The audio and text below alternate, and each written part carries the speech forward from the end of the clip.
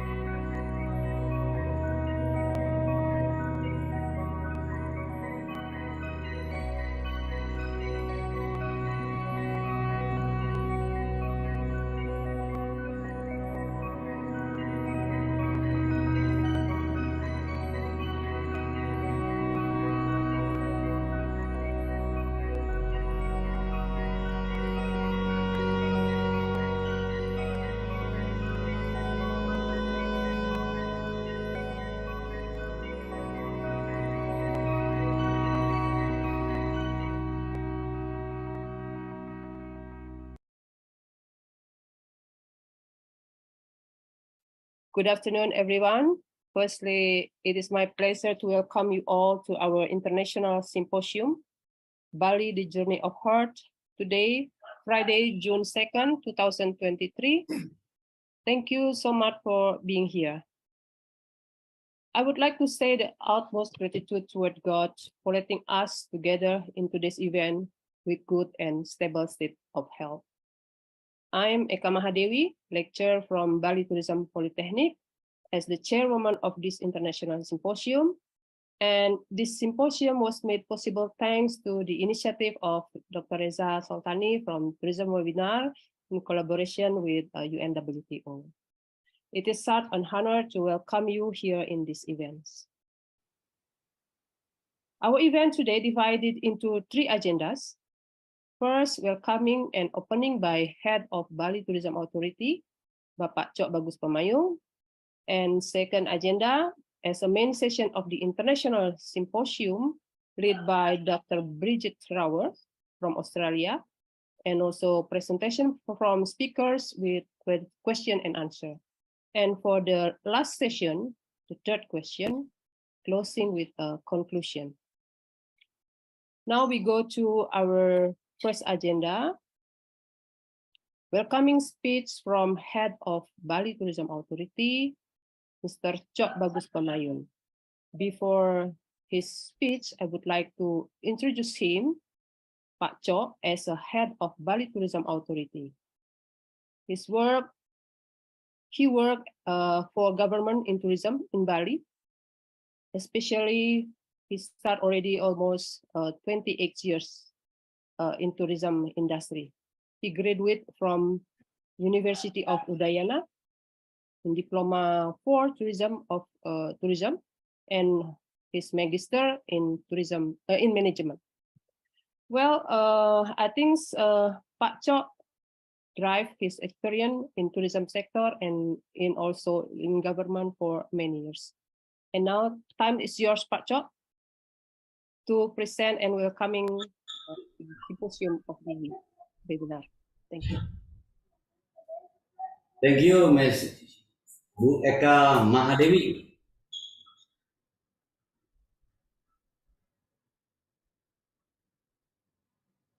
Please, Pak Chok, for welcoming and opening the webinar. Okay. The Honorable the former Secretary General UNWTO, Mr. Taleb Rifai, the Honorable Chairman Pacific Asia Travel Association, Mr. Peter Simo,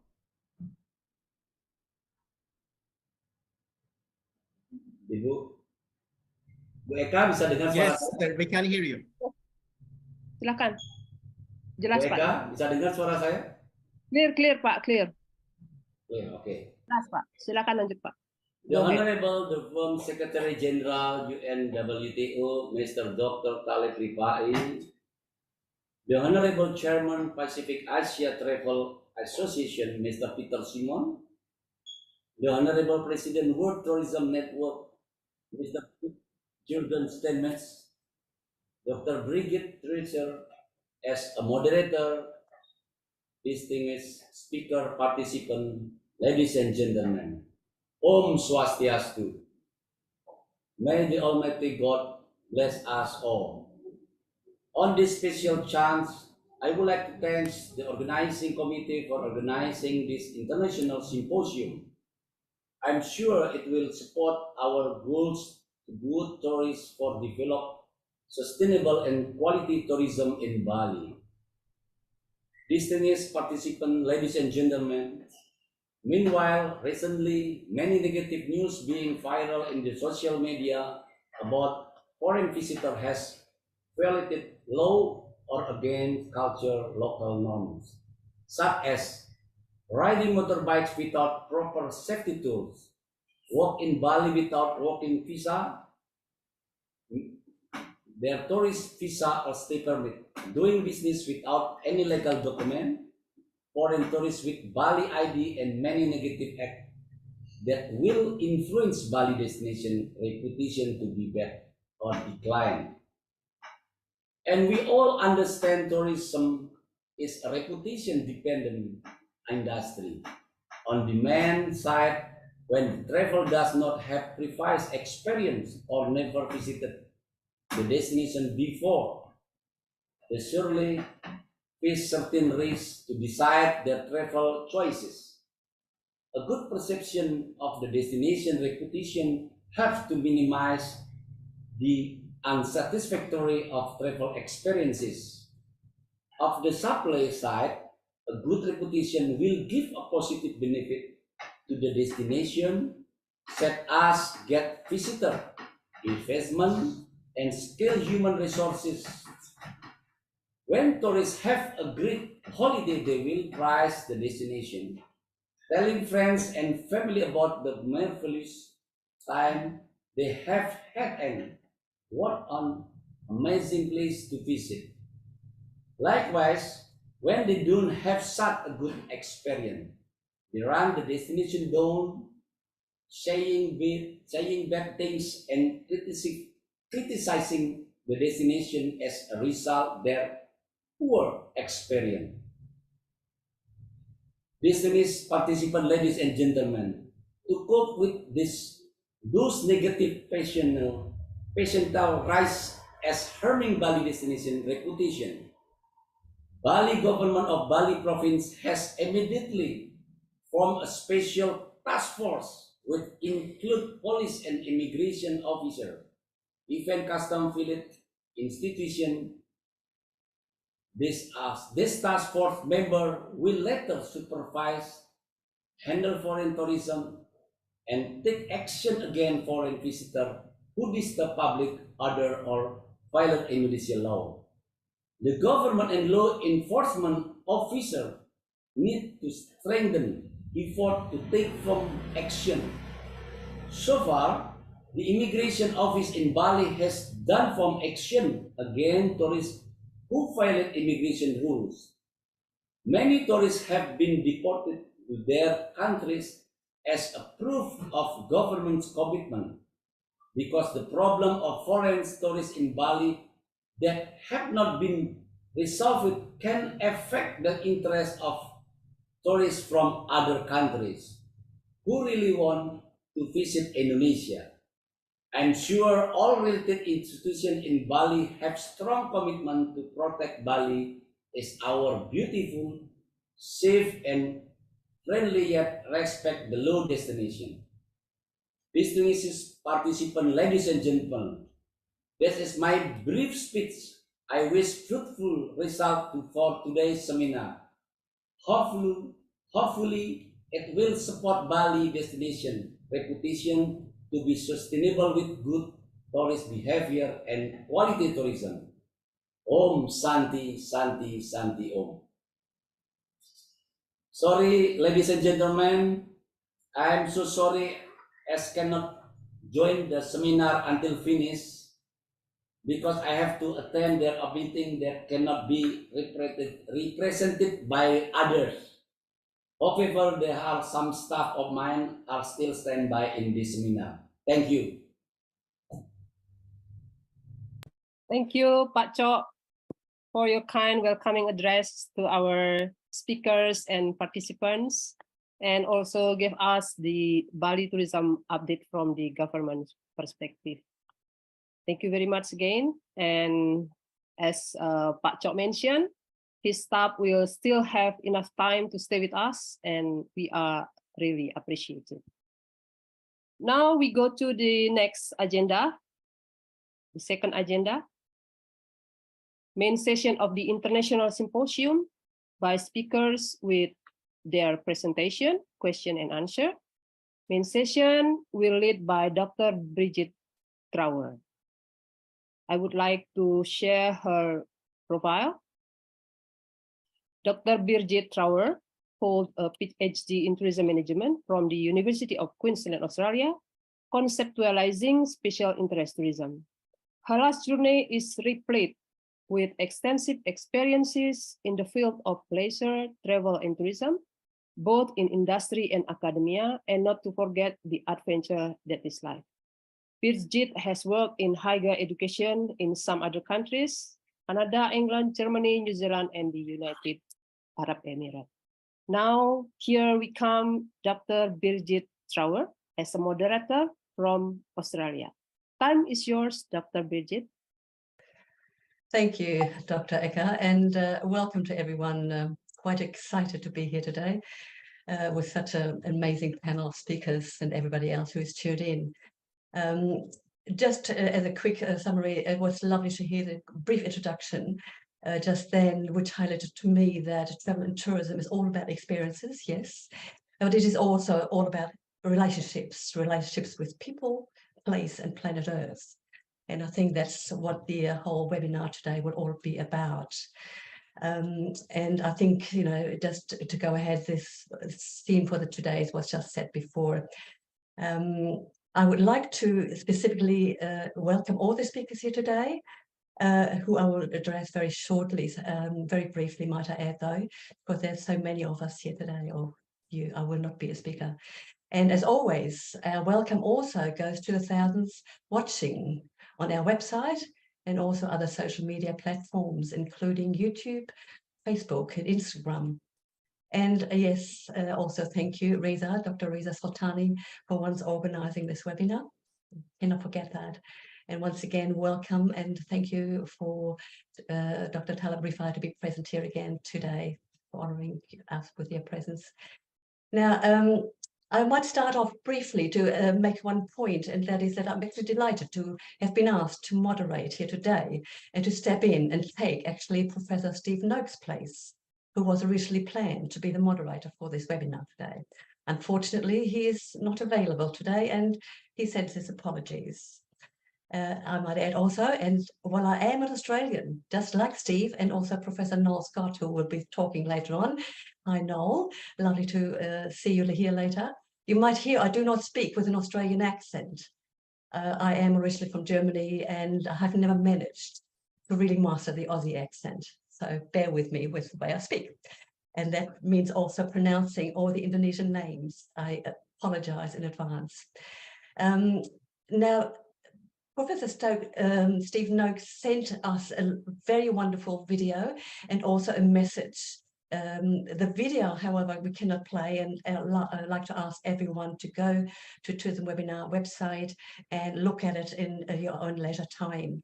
Now, I would like to, however, briefly read out something that Steve sent to us to just give you an idea of his relevance here as well. Now, Professor Steve Noakes is a team leader of the Project Management Support Unit within the large-scale Indonesia Tourism Development Project. And he's also the chair of Eco-Lodges Indonesia. He's a long-standing ecotourism pioneer with lodges adjacent to protected areas in Sumatra, Kalimantan, and Flores. The company used to have lodges in Bali as well, as it is usually the gateway and departure place for customers of Eco-Lodges in Indonesia. All lodges have a strong commitment to empowering local communities to contribute to and benefit from biodiversity conservation at local level. Now, Stephen makes the point that the short video he sent in is one approach to sustainable tourism in Indonesia, which is a very major underpinning topic of today's webinars. So another point that I'd like to raise and another message we received, and this one is actually from Professor Wolfgang Alf. He will also be joining the next webinar. Now, Professor Alt sent out this message for Bali. The development of China's outbound tourism to Bali is a good example for the danger involved in concentrating on arrival numbers as a main KPI in tourism. For a sustainable development of tourism in the future, the interests of all stakeholders, visitors, local communities, employees, service-providing companies, governments, and the environment, aka future generations, must be taken into account. Without benefits and satisfaction for all, tourism does not work. We call that meaningful tourism, a tool for destinations and companies we have developed during the years of the pandemic. And I could not agree more with his words here. And I think we'd like to bear that in mind as we listen to the speakers coming up. Before I do introduce all the speakers, I do have to go through a couple of so-called housekeeping points. To start off with, given the challenge of cyberspace and the speakers located around the world, we might of course be confronting some technical challenges along the way. However, given the overall time frame of only 90 minutes available for the presentations today, each speaker has only about 5 minutes for sharing their insights and thoughts. The overall time available thus for webinars is generally 120 minutes, and we hope to have left some time after all the speakers for Q&A. So please hold on to your thoughts until then and make a note of them accordingly. You can actually make comments along the way on the Zoom chat area, so don't forget there. To conclude, it's actually Dr. Ecker who will conclude today's webinar before we say goodbye. Okay. Also, I would like to point out that anyone can access the webinar, this one, and all other previous ones, including any PowerPoint presentations and any other information on tourismwebinar.com the day after tomorrow, actually, and also the profiles of the speakers, which will remain actually on the website forever. So you can always revisit tourismwebinar.com. I will also introduce the speakers as we progress through the program very shortly. And I'd like to highlight, because of the immense background and complex background that each one brings into today's webinar, I will only introduce by name and title, and again, highlight for everyone to visit Tourism Webinar to explore the profiles in more detail for you. So thank you for that. Now, one point I think is very important to highlight, given the topic of sustainability and tourism and the words just that we heard before, we are running very shortly on the 8th of June another webinar entitled Bad Tourist Behavior.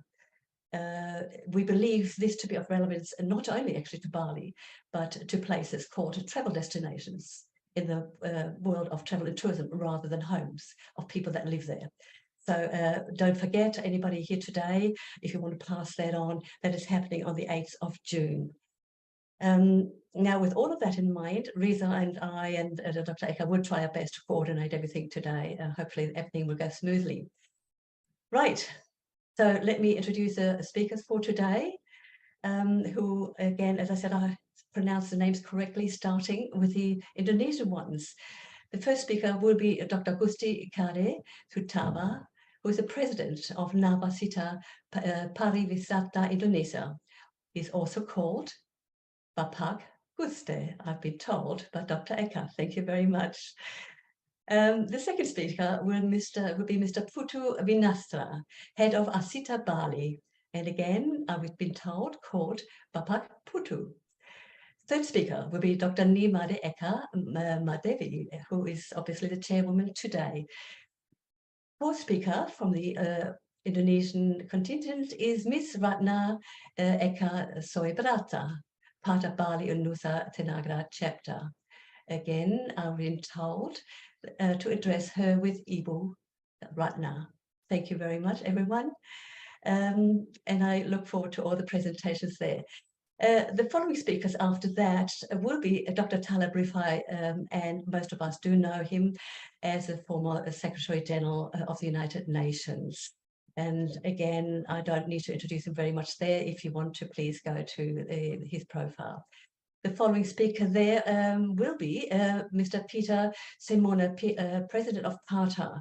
And we might find that we cannot connect with him. And I believe, Reza, we have a video there for him that we can play. Speaker after that, as already alluded to earlier, will be Professor Noel Scott. He's Professor for Tourism Management Sustainability Research Centre in Australia. And again, he has a broad and immense background like many of us here. So looking forward to your presentations, you know. And how can we not forget, already spoken to Jürgen Steinmetz, who is the president of World Tourism Network and holds other positions in the domain of travel and tourism, extensive background. Again, please do look on to his web profile on Tourism Network. And last speaker will be Professor Jeffrey Lippman, who we have included short notice. And I'm delighted actually to welcome you, Professor Lippman, particularly given the latest research that you will be presenting on that was done on Bali with a proposed framework of green tourism. Very much looking forward to that. At the end of all of that will be the Q&A session and then the closing by Dr. Eka. Any questions that you will have, please hold on to the end of the session. So may I ask for the first speaker to take the floor, please.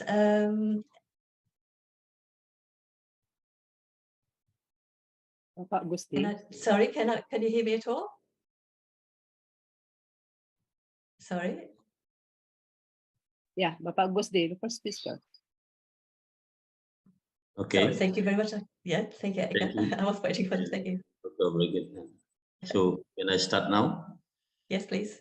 Okay, I do share screen now. So my time is 5 minutes.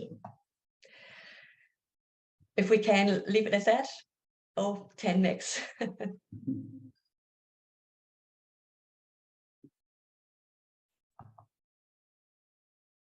Okay, the title of my presentation is Bali Sustainable Tourism, Government Regulation and Stakeholder Participation. This is Bali orientation of sustainable tourism development. We are concerned about the socio-cultural continuity, economic continuity, and ecological sustainability. So this is the focus of tourism of Indonesia. So from nature, 35%, culture, 60%, man-made 5%. Tourism is the main sector of Bali development, and then we are supporting a lot for income of tourism. So 50% is coming from Bali to Indonesia. Total is about $20 million US dollars per year. So it means that Bali has become the biggest support for economic from tourism for Republic of Indonesia. Cultural tourism of Bali based on the value of Hindu religion is according to the local regulation number 2/2012. This is the various cultural object tourism in Bali according to the research from Ardika 2004. It's archaeological, architecture, arts, culture, craft, culture festival, music, drama, theater, film, language, literature, religious ceremonies, traditional culture. And this is the situation now, the update. At the moment, 92 countries already have visa on arrival facilities for Bali, direct to Bali. 36 airlines have direct flight to Bali compared to situation before COVID. It's about 40, more than 40 airlines. The average occupancy rate for star-rated hotel in Bali is 65% at the moment. Bali economic growth in the first quarter 2023 was 6%. Is very happy because this figure is higher than national average. The number of foreign tourist arrival from January to April was 1.4 million people. So to achieve sustainability, quality, and dignified Bali tourism, the Governor of Bali is issued a circular letter. I think just now we heard already from the head of Bali Tourism Authority, because some problem also with visitors who visit Bali. Some of them is action is not respecting our culture, etc. Also the law. The contents of circular letters are as follows. I will quick read. Oblige foreign. So the tourists should oblige the number one, glorify the sanctity of temple, sacred effigy, and religious symbol that must be purified. So this is do and don'ts actually. Yeah? So they have to do this one, and then also they do some. Earnestly respect the custom, tradition, art, culture, ceremonies, wear polite, reasonable, and appropriate clothing. We have politely in sacred area, accompanied by tour guide when seeing the tourist attraction. Perform foreign currency in the authorized money changer. Make payment with Indonesian standard QR code. Conduct transaction in rupiah currency. Drive in compliance with laws and regulation that apply in Indonesia, including having a valid international driving license. Orderly traffic on the road. Dress modestly. Wear a helmet. Follow the traffic sign. Do load passenger beyond capacity, and are not under the influence of alcoholic, preferred illegal drugs. Using official four-wheel usable transportation or two-wheel transportation under the auspicious business entity of two-wheel transportation rental association. Stay at the place of accommodation that has permit in accordance with the provision of laws and regulation. Comply with all special provision rule that apply in each tourist attraction and tourist activity. This is the don'ts. Yeah? Entering part of the main holy places such as temple, except for the purpose of praying, by wearing traditional Balinese clothing or prayer clothes, and not in a state of menstruation. So it's not allowed to climb the sacred tree. We have here that the sacred holy places, temple, sacred religious effigy, and religious symbols such as climbing sacred building and the photos with immodest clothes, without clothes, littering and polluting lakes, spring, rivers, seas, and public places, using single-use plastic such as styrofoam, utter harsh words, behave impolitely, make noise, and act aggressively towards state official, government, local communities, and fellow tourists, direct or indirectly through social media, such as spreading hate speech and fake information of hope. Work and carry out business activities without having official document issued by the competent authority, engaging in illegal activities such as selling or export flora, fauna, artifacts, sacred objects, buying and selling illegal goods, including illegal drugs. Well, I also would like to share the direction of policies and regulation of the provincial government of Bali with the vision of Nangun Satkerti Loka Bali, maintaining the sanctity and harmony of Bali nature and its content to create prosperous and happy Balinese life based on local wisdom value Satkerti.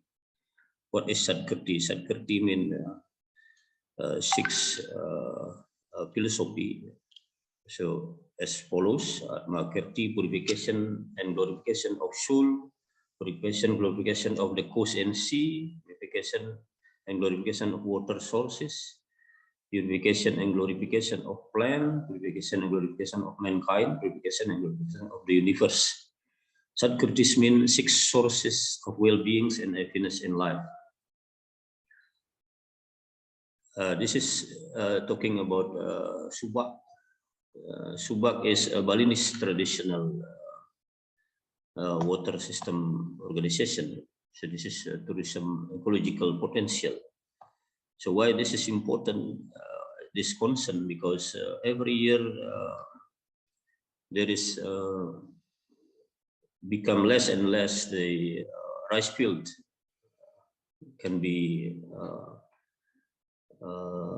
action or can be managed by farmer, because chains become the accommodation place, yeah, sold by the owner of the land. So this is very important for sustainable tourism development.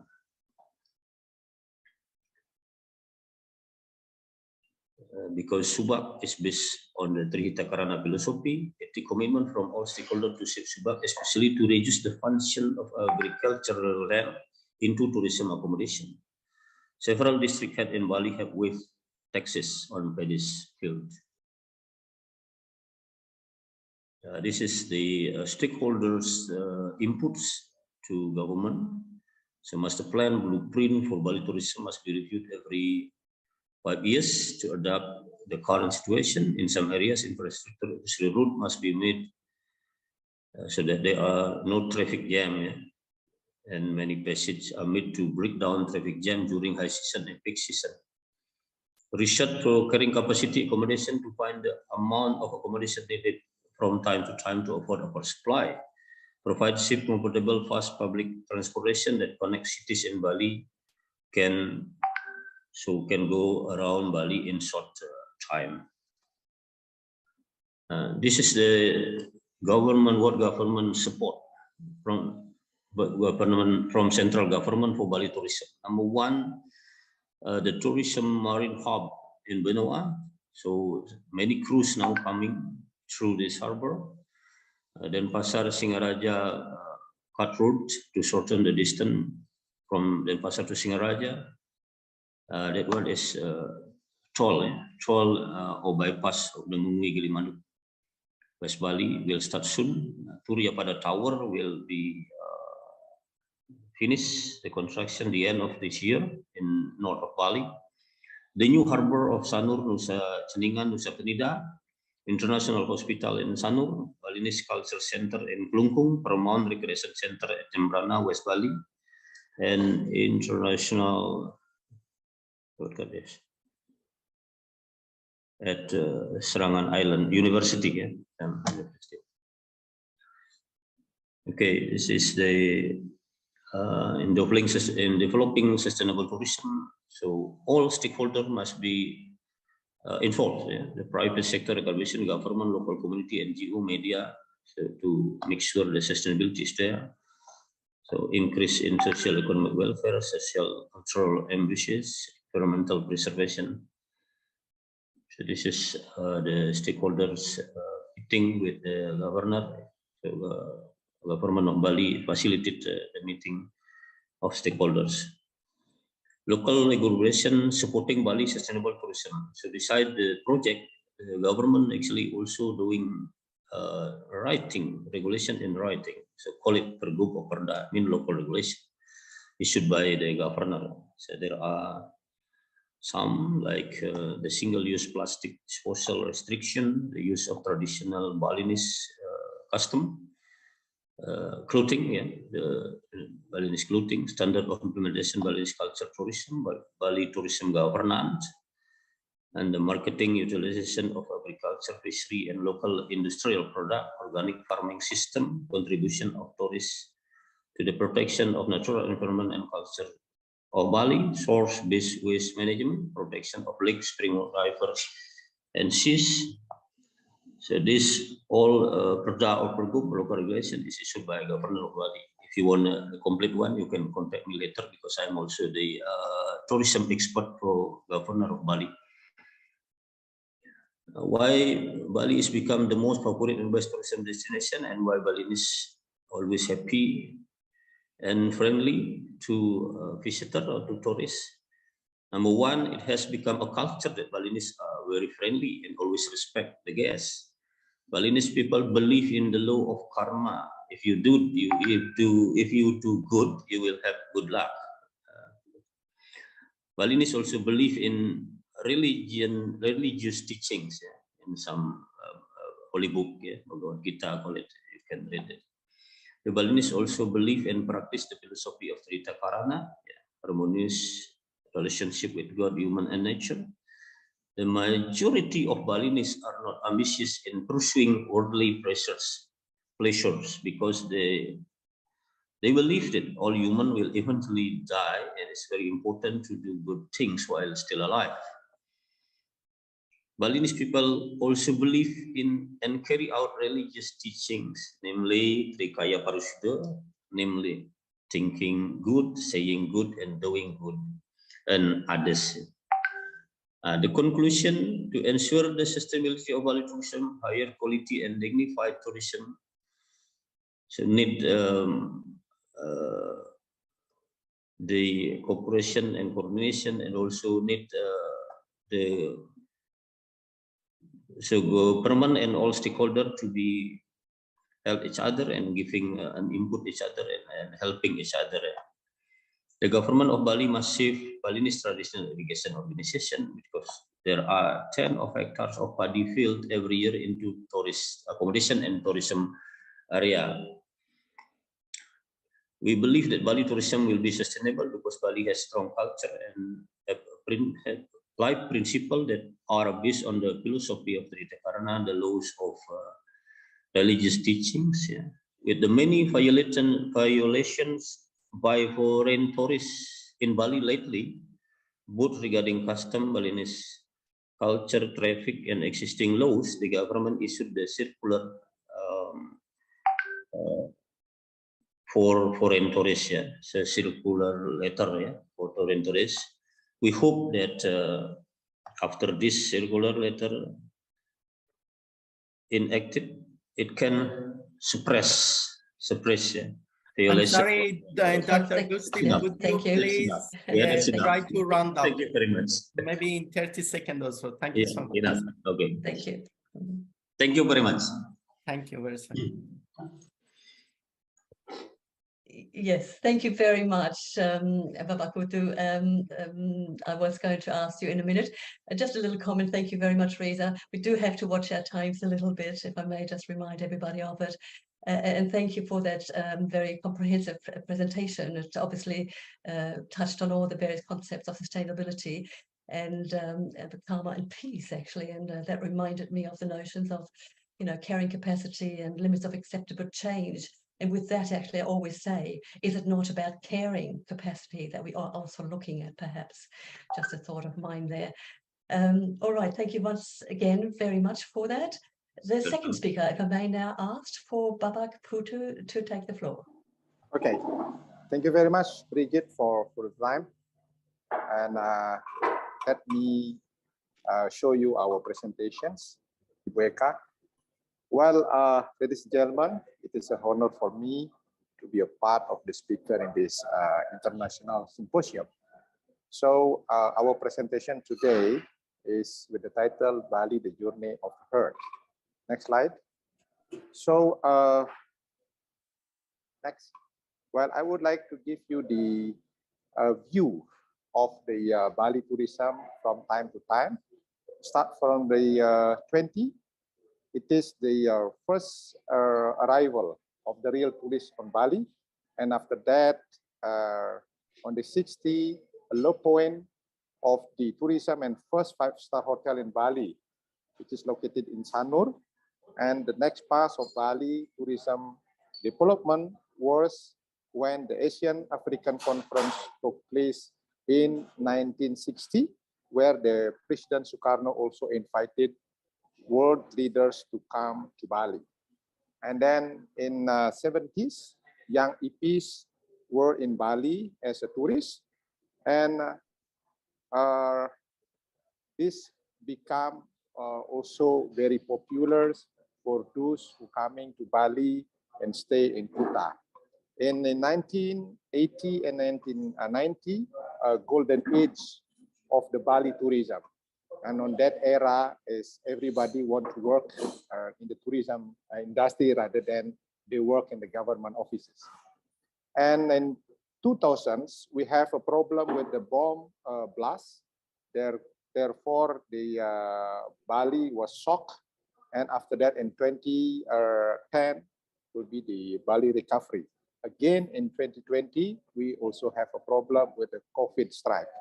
But let's talk about ASITA. What is ASITA? ASITA is the Associations of Indonesian of Tour and Travel Associations of Indonesia. Bali is one of the chapter among the 34 chapter in Indonesia, with the member until now is 440 members, but after COVID, we still have only 250 members.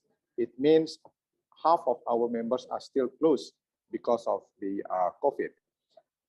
In Bali, majority of our members, they are doing inbound, and we are focusing into 11 market division, such as European, Asian, Middle Eastern, etc.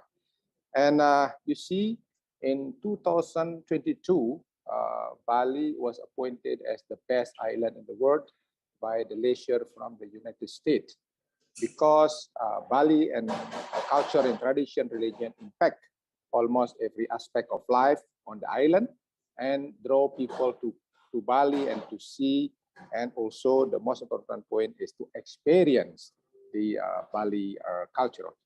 And you see by numbers, the visit of the tourists to Bali until 2023 now is 1,400,000 something. It means that Bali is not recovery yet comparing to the situation before COVID. Next. What is happening now in Bali? Certainly, due to digitalization, Bali are known by everyone all over the world. And the problem with digitalization, we also are facing a lot. Besides that, we also have a problem with the price war, environment pollution, as what Mr. Guste mentions. And lately, we have a bad tourist behavior.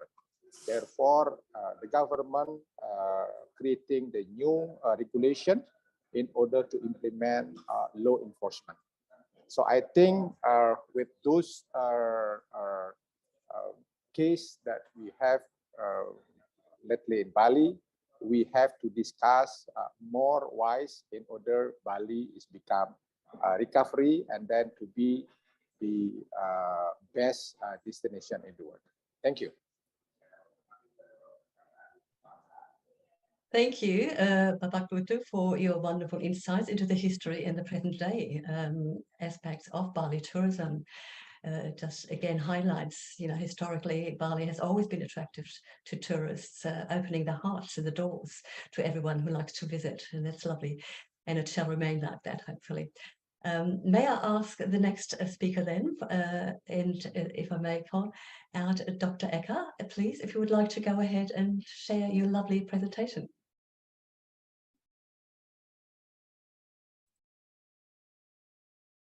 Thank you, Dr. Bridget, for the time.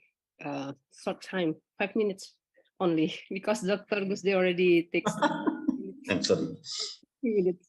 Well, now we talk about Bali as the journey of heart. Heart means love, joy, peace, and also enlightenment. So I see, we can see from perspective theoretical and applied science.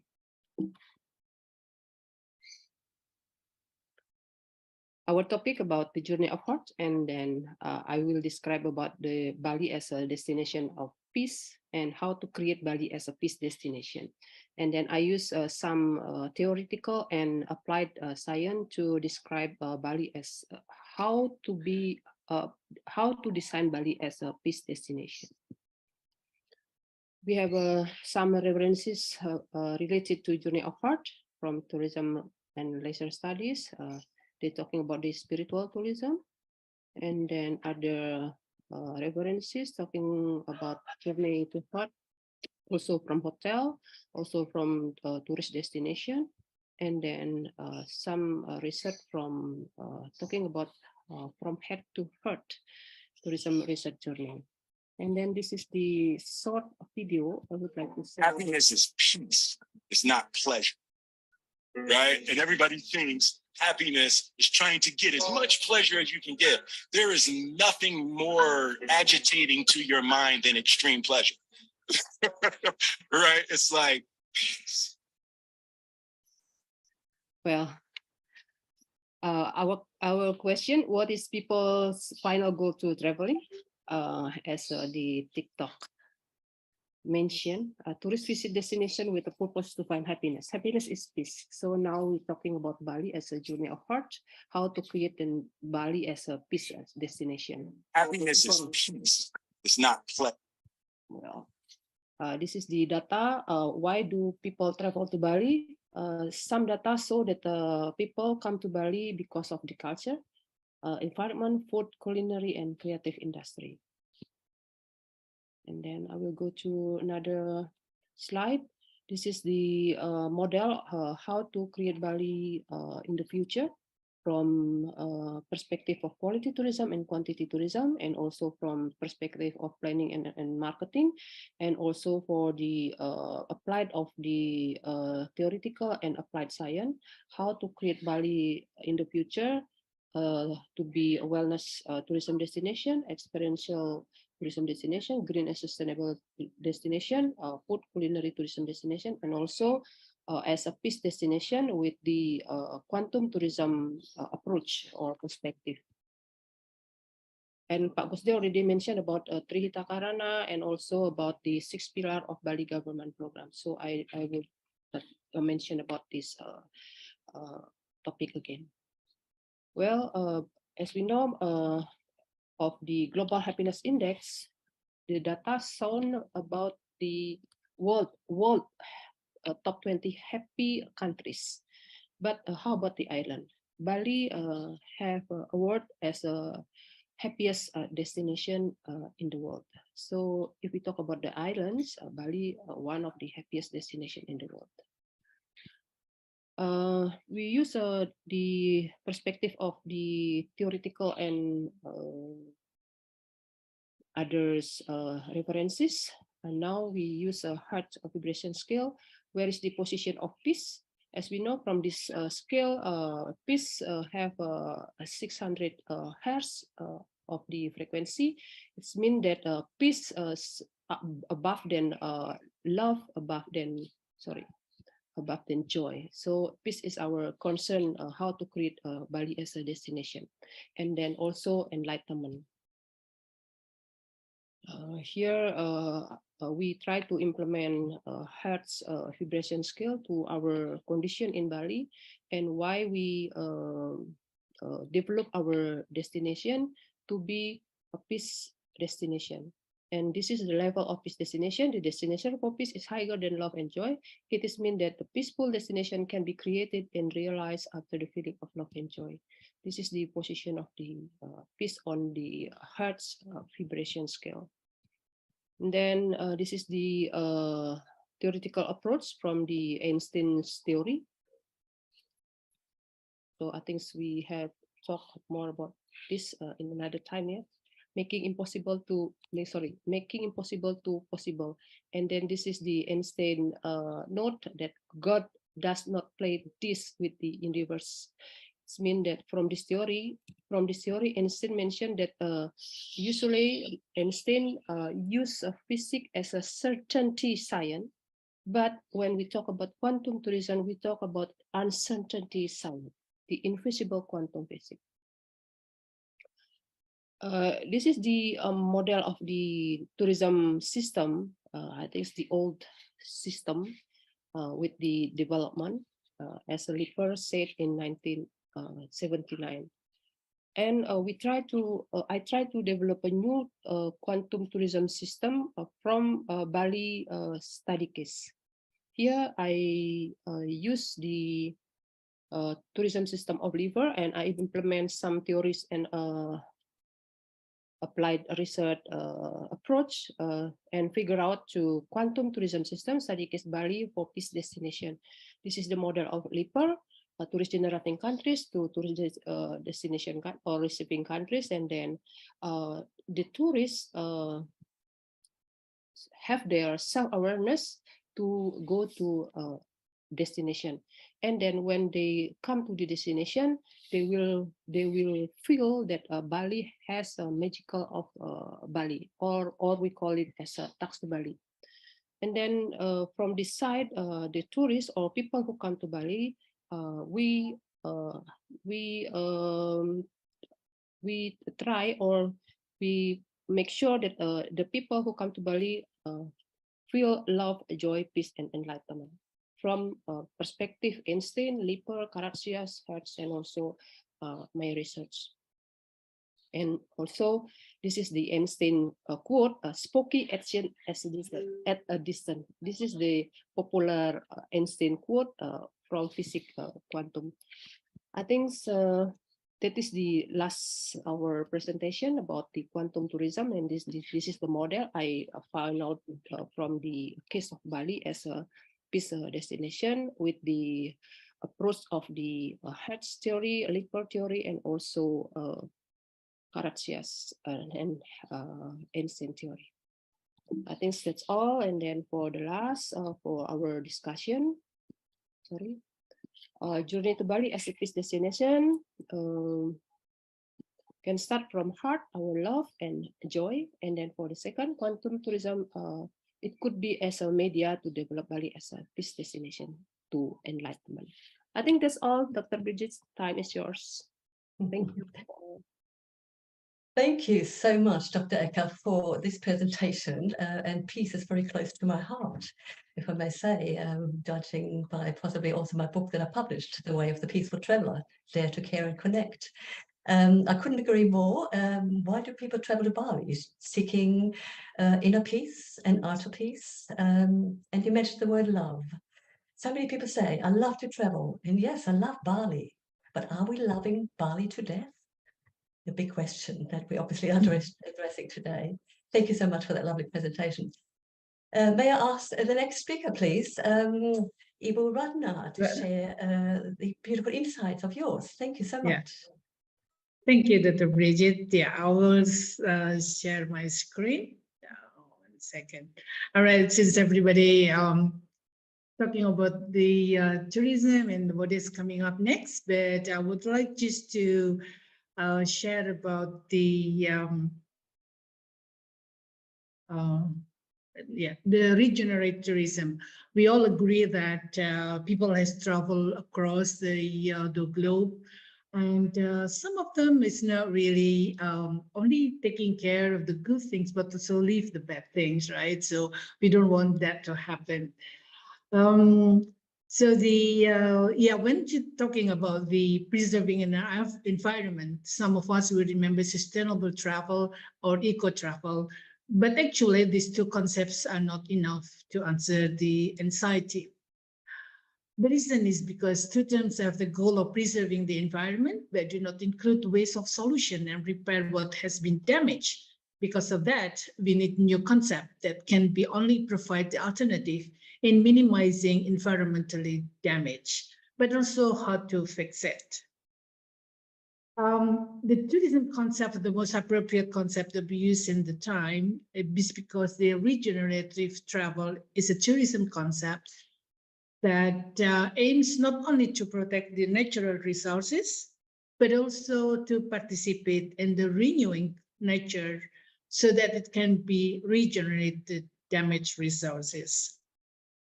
When damage of the resources occur, we must be responsible for it. Although the government take part to fix the damage, but still, we are the tourism practitioners also take a charge. I just would like to share the example of what happened in a fire in the mountains. This happened a long time ago. Just because Bali is one of the wedding destination and people like to take a pre-wedding photos or videos. They're using one of our mountains, and it was a dry season and very dry. The grass are really brown and dry. So one of the visitors just threw the cigarette butts, on the grass. And as soon as it happened, and of course the fire was then, So this is the damage that already produced by the visitors, which we don't want that to happen again. So we try very much to educate them that this is also dangerous, so not to take care of the nature. Okay, the various forms of the regenerative tourism, which are suitable, is the principles are the same, which is including the tourists also have the regenerative sense that needs to manage properly.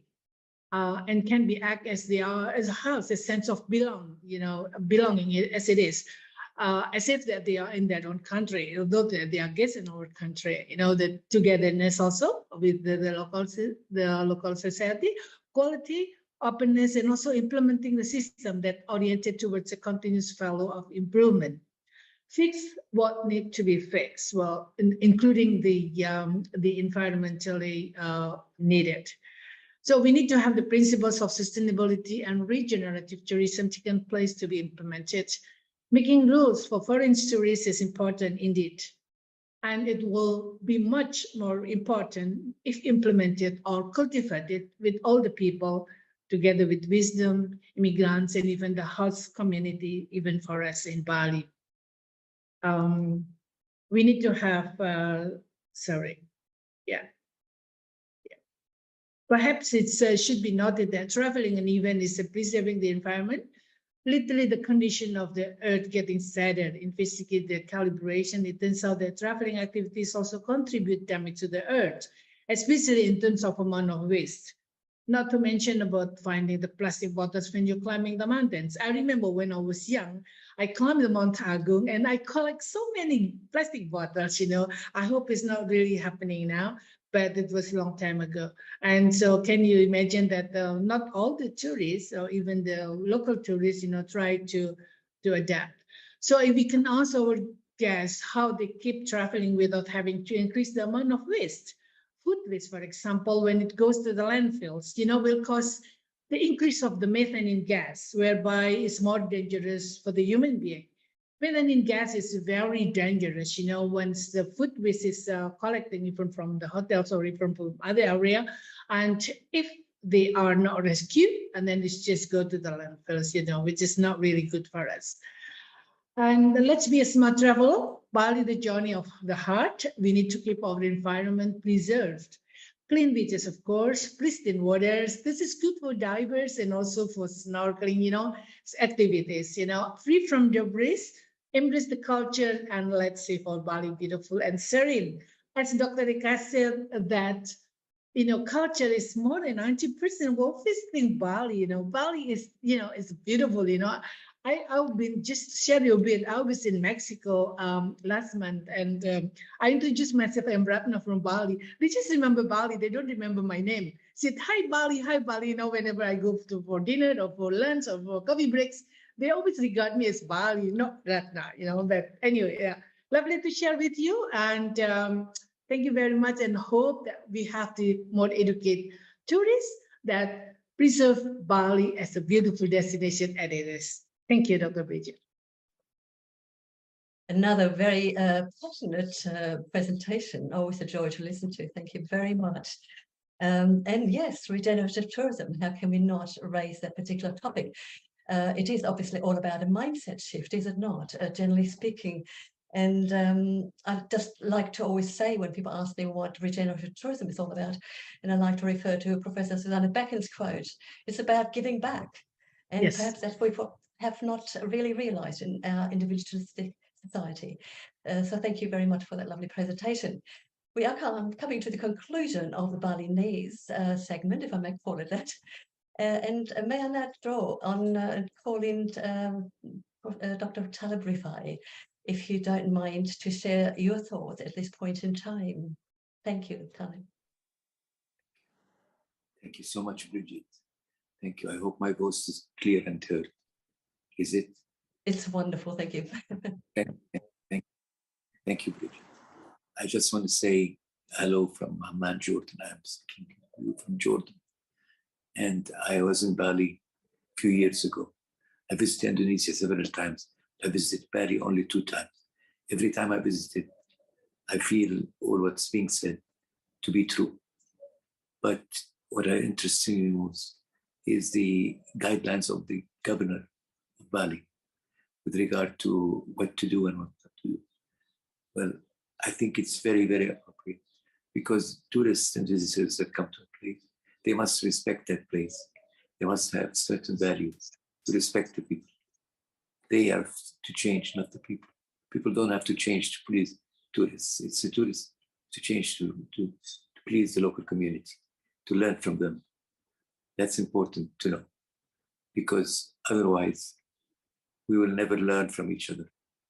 Tourism is a very important element in peace building because we learn from each other. We rub shoulders with each other. You can never ever have a feeling of resentment or stereotype any population that you had dinner with and you had listened to their stories and to their needs.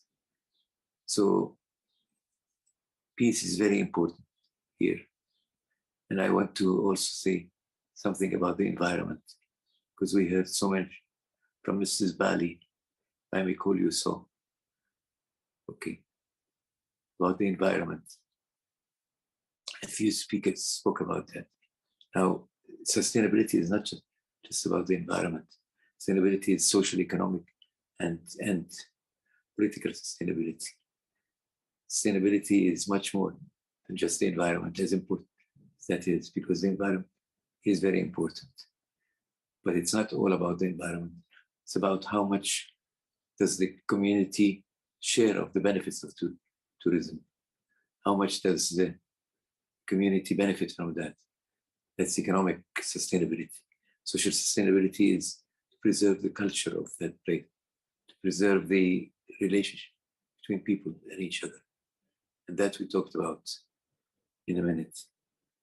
So I want to just say that it's important that we keep in mind that the governor's outline is very, very important. I wish more people around the world would adopt that.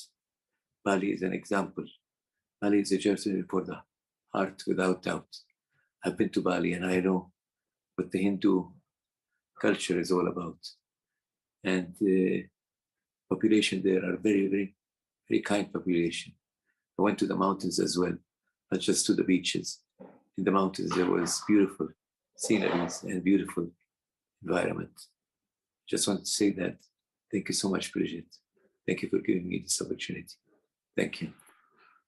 Thank you. It's always a pleasure. So thank you very much for sharing those thoughts, which align very much with the previous presentations, and no doubt also with the ones following. I think what stands out is always a conflict perhaps between human-centric approach to tourism and travel and the ecological one, which we are obviously battling with as far as climate change is concerned. And I know that Professor Lippman will address that, and possibly Noel, you too. So thank you very much again for that presentation. The next speaker as such would be Mr. Peter Simon, the president of PATA. Now, Marisa, I'm not sure, is he available or would you need to play the video that he sent us in? Maybe we can wait. He's in the tour in the mountains in Nepal, so his connection is not good, but okay, you're going to play, okay. Well, I don't, but if you can, please. He sent us a video, but in the case that is not Okay. Om Swastiastu. Greetings from Pokhara, Nepal, where I'm attending the Para Annual Summit and Adventure Mart. We just finished the event. It was fantastic, and we're about to go on tour. So if I don't participate in the Zoom call today, I do apologize. And I want to congratulate Reza and, of course, all of my friends from Bali and Dr. Talib and all the people that are joining today. Of course, Bali is a phenomenal destination. I know it well. My family lives there. My wife is Balinese, and it's a wonderful destination. There's a lot of challenges that Bali has right now in terms of dealing with the carrying capacity. And there's been discussions by the governor to even limit the number of people that can come. One of the ideas that I have is, if we're trying to make sure that tourists behave well, perhaps there should be some sort of a code of conduct that people sign when they arrive on the island, some sort of a pledge or a commitment.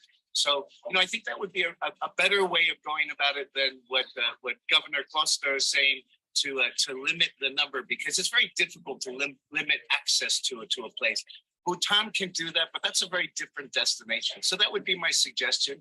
So again, my deepest apologies for not being able to spend more time with you. I do hope that you have wonderful discussions, and I thank you so much. Thank you. Thanks for playing that, Reza. I think what came clear out of that particular presentation by Peter, interesting enough, is the mention of pledges, which have actually been around for some time and applied in various destinations. And of course, there is the pledge for the Peaceful Traveller by the International Institute for Peaceful Tourism, which all alludes to what we're talking about today. So we should not forget that either. Various concepts possibly to be applied when we're talking about how to deal with tourism management. Okay, after that presentation via video, Professor Noel Scott from the Tourism Management Sustainable Research Centre in Australia. Welcome, Noel. The stage is all yours. Please go ahead. Thank you, Birgit. Can you hear me? Great. Well, look, I really appreciate the opportunity to talk today, especially amongst the luminaries, the people who I've been speaking previously, both from Indonesia, but also from globally. And Talib, it's wonderful for your comments, and Peter's comments, and Jeff's going to talk again. So well done.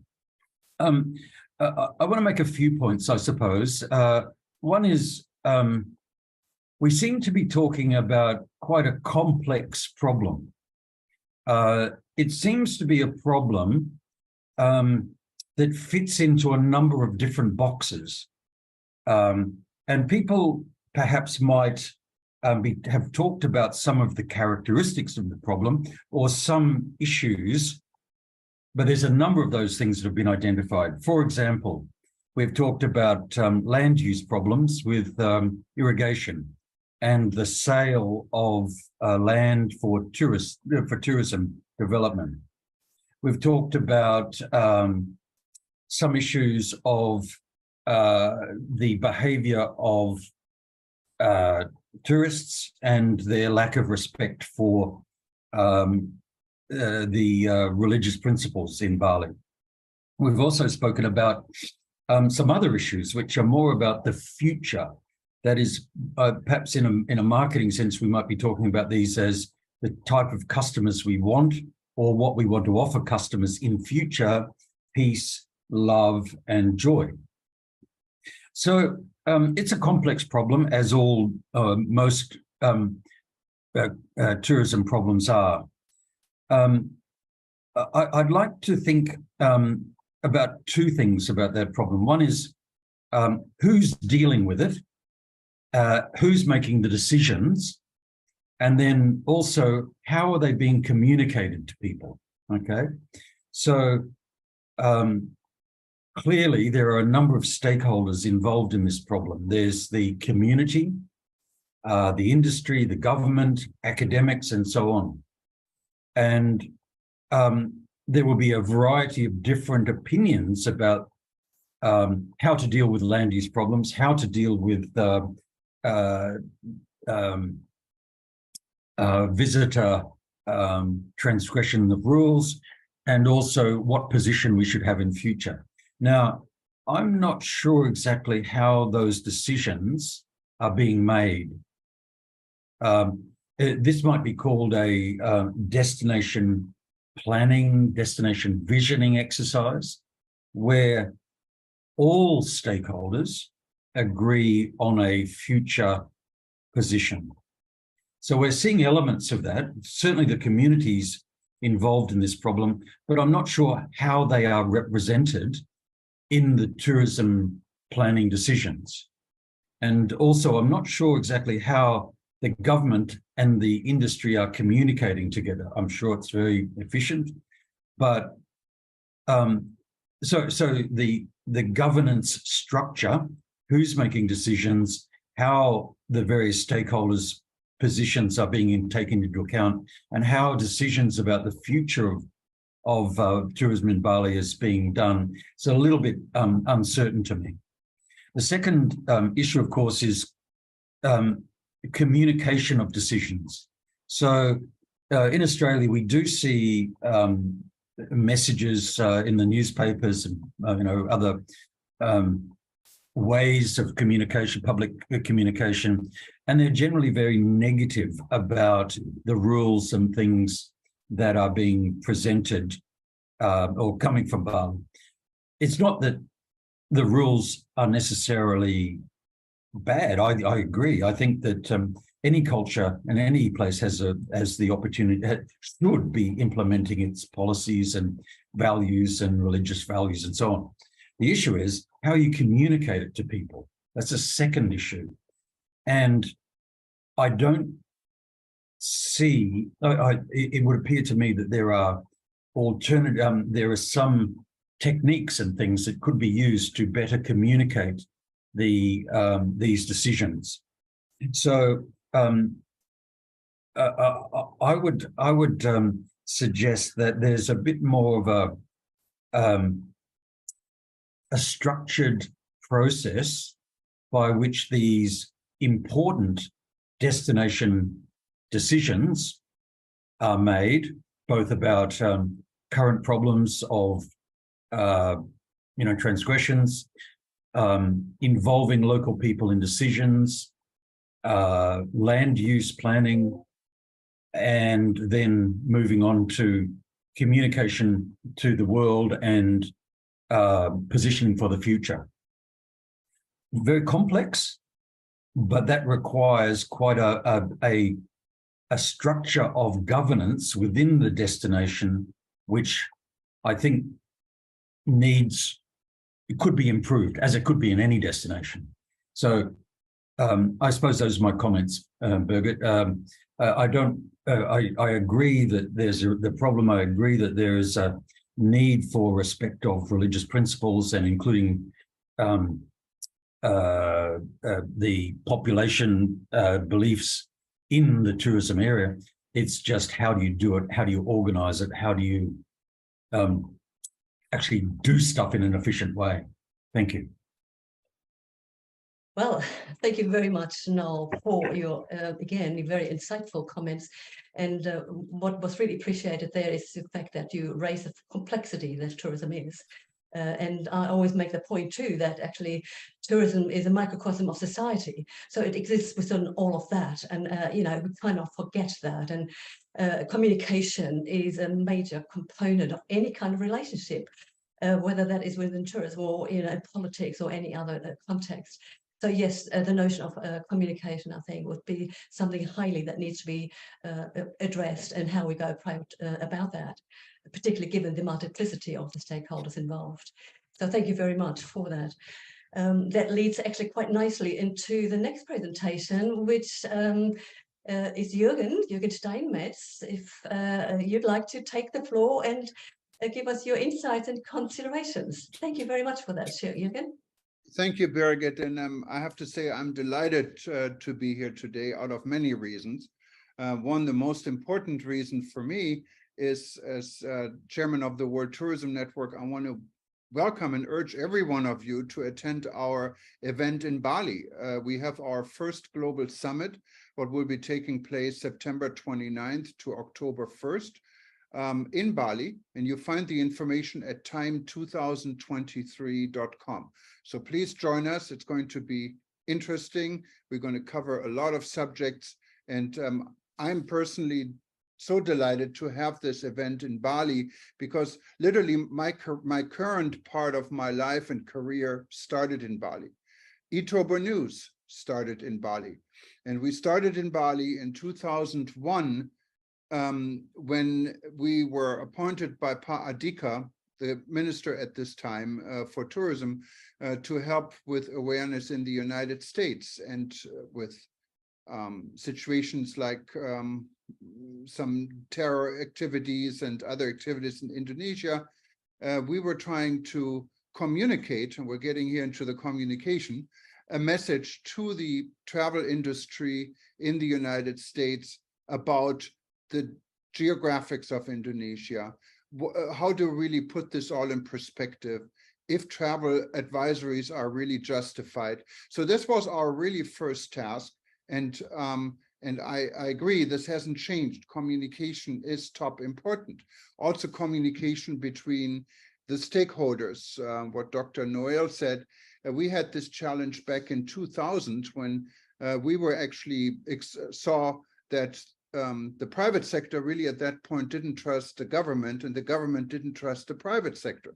So we actually tried to work with ASITA and all these organizations and started an organization, what is the International Coalition of Tourism Partners. And many years forward now, eTurbo News as a global publication, we always have our roots in Bali, and we don't forget this.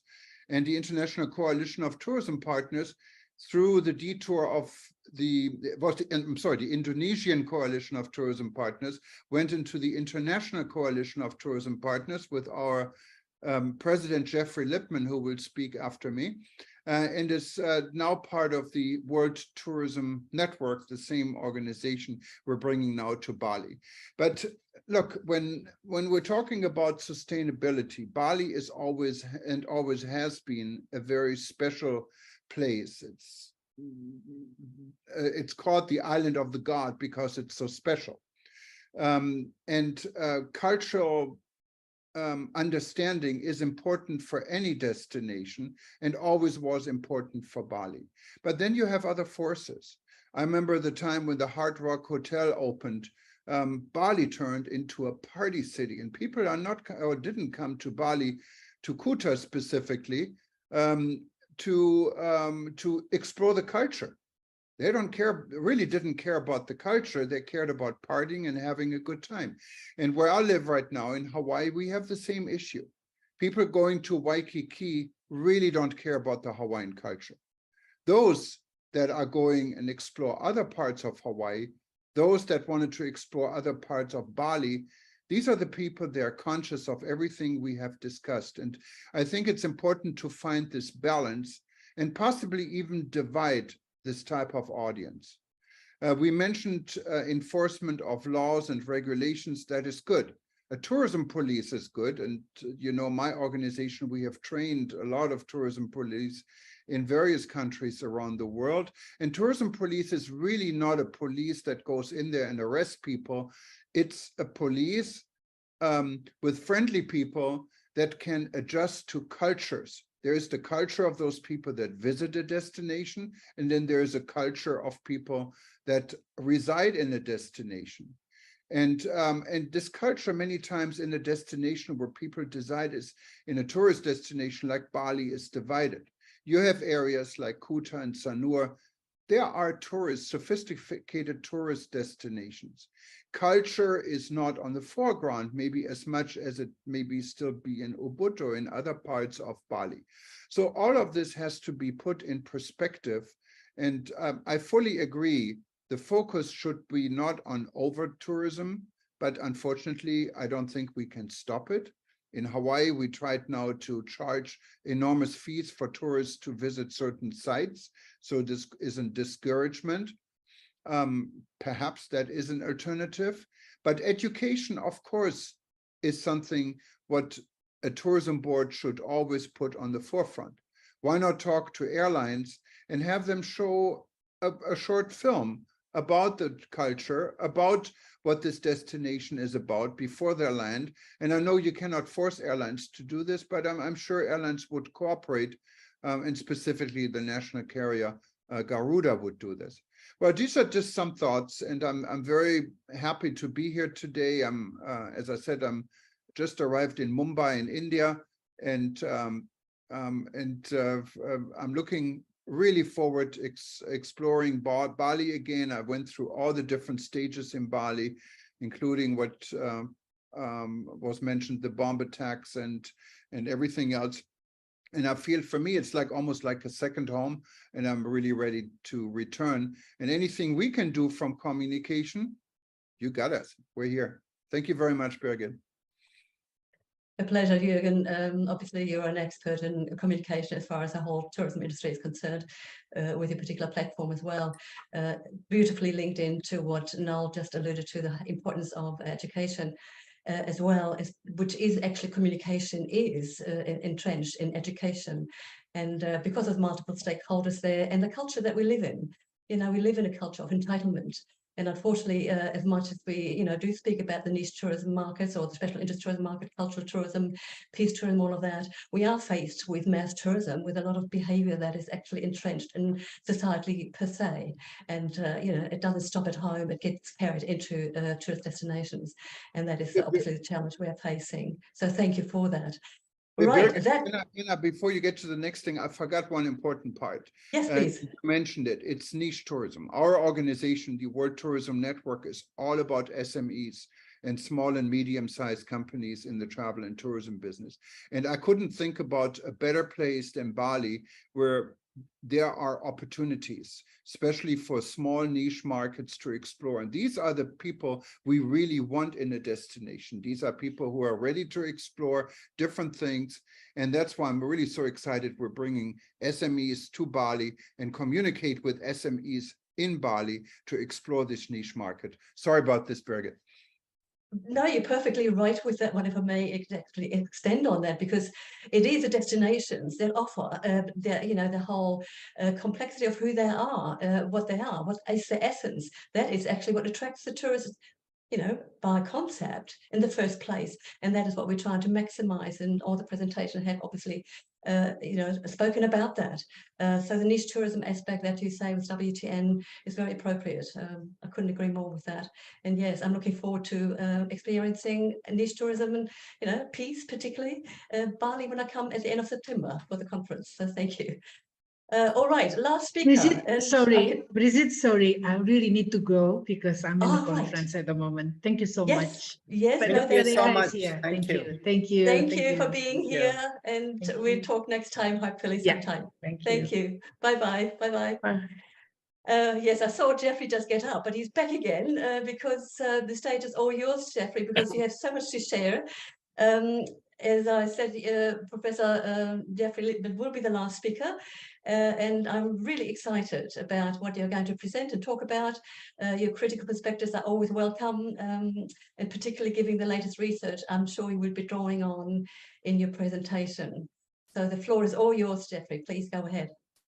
Thanks, Birgit. I probably can't live up to that introduction, and I actually got up to let my cat in through the window, and it will probably walk across the screen as I'm talking now.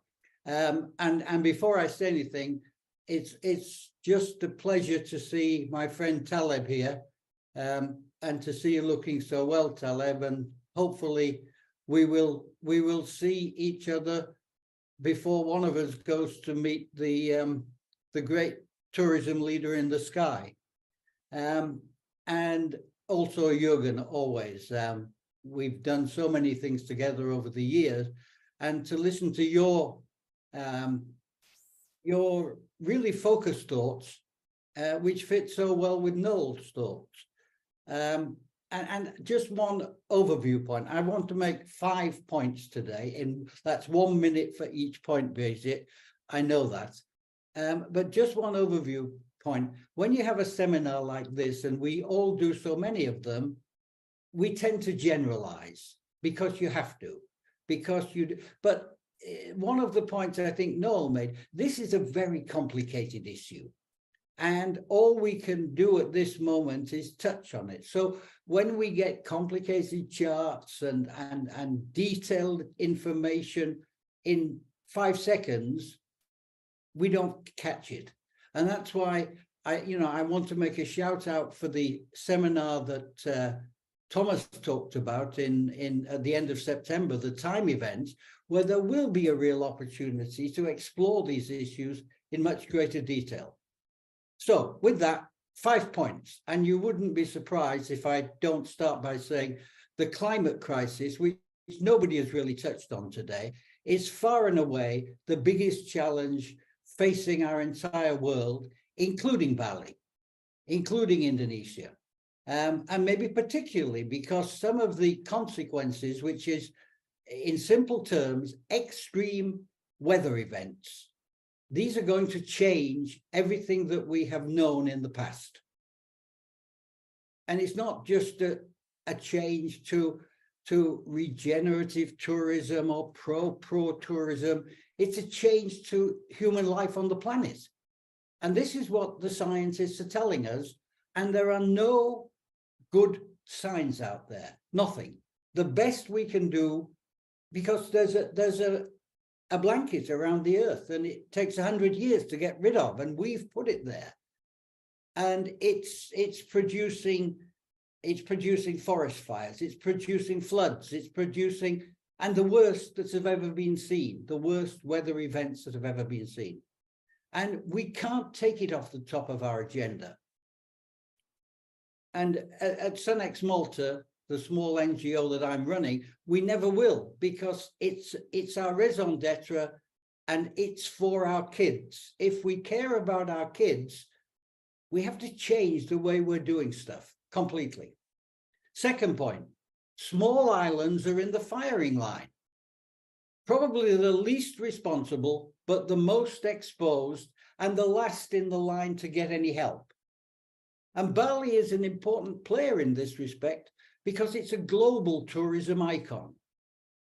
And I'm not speaking just for Sunex here, but you referenced it, Birgit. In 2014, I co-led with Terry DeLacy from Victoria University a major study of a green growth strategy for Bali, which was commissioned, Thomas, by our friend Gerd Adika, the late Gerd Adika, and which had even Stevie Nooks as part of the team. So there's a lot of this. And, it's a 200-page study, and it took 6 months to produce, and it was never, ever implemented because the government changed.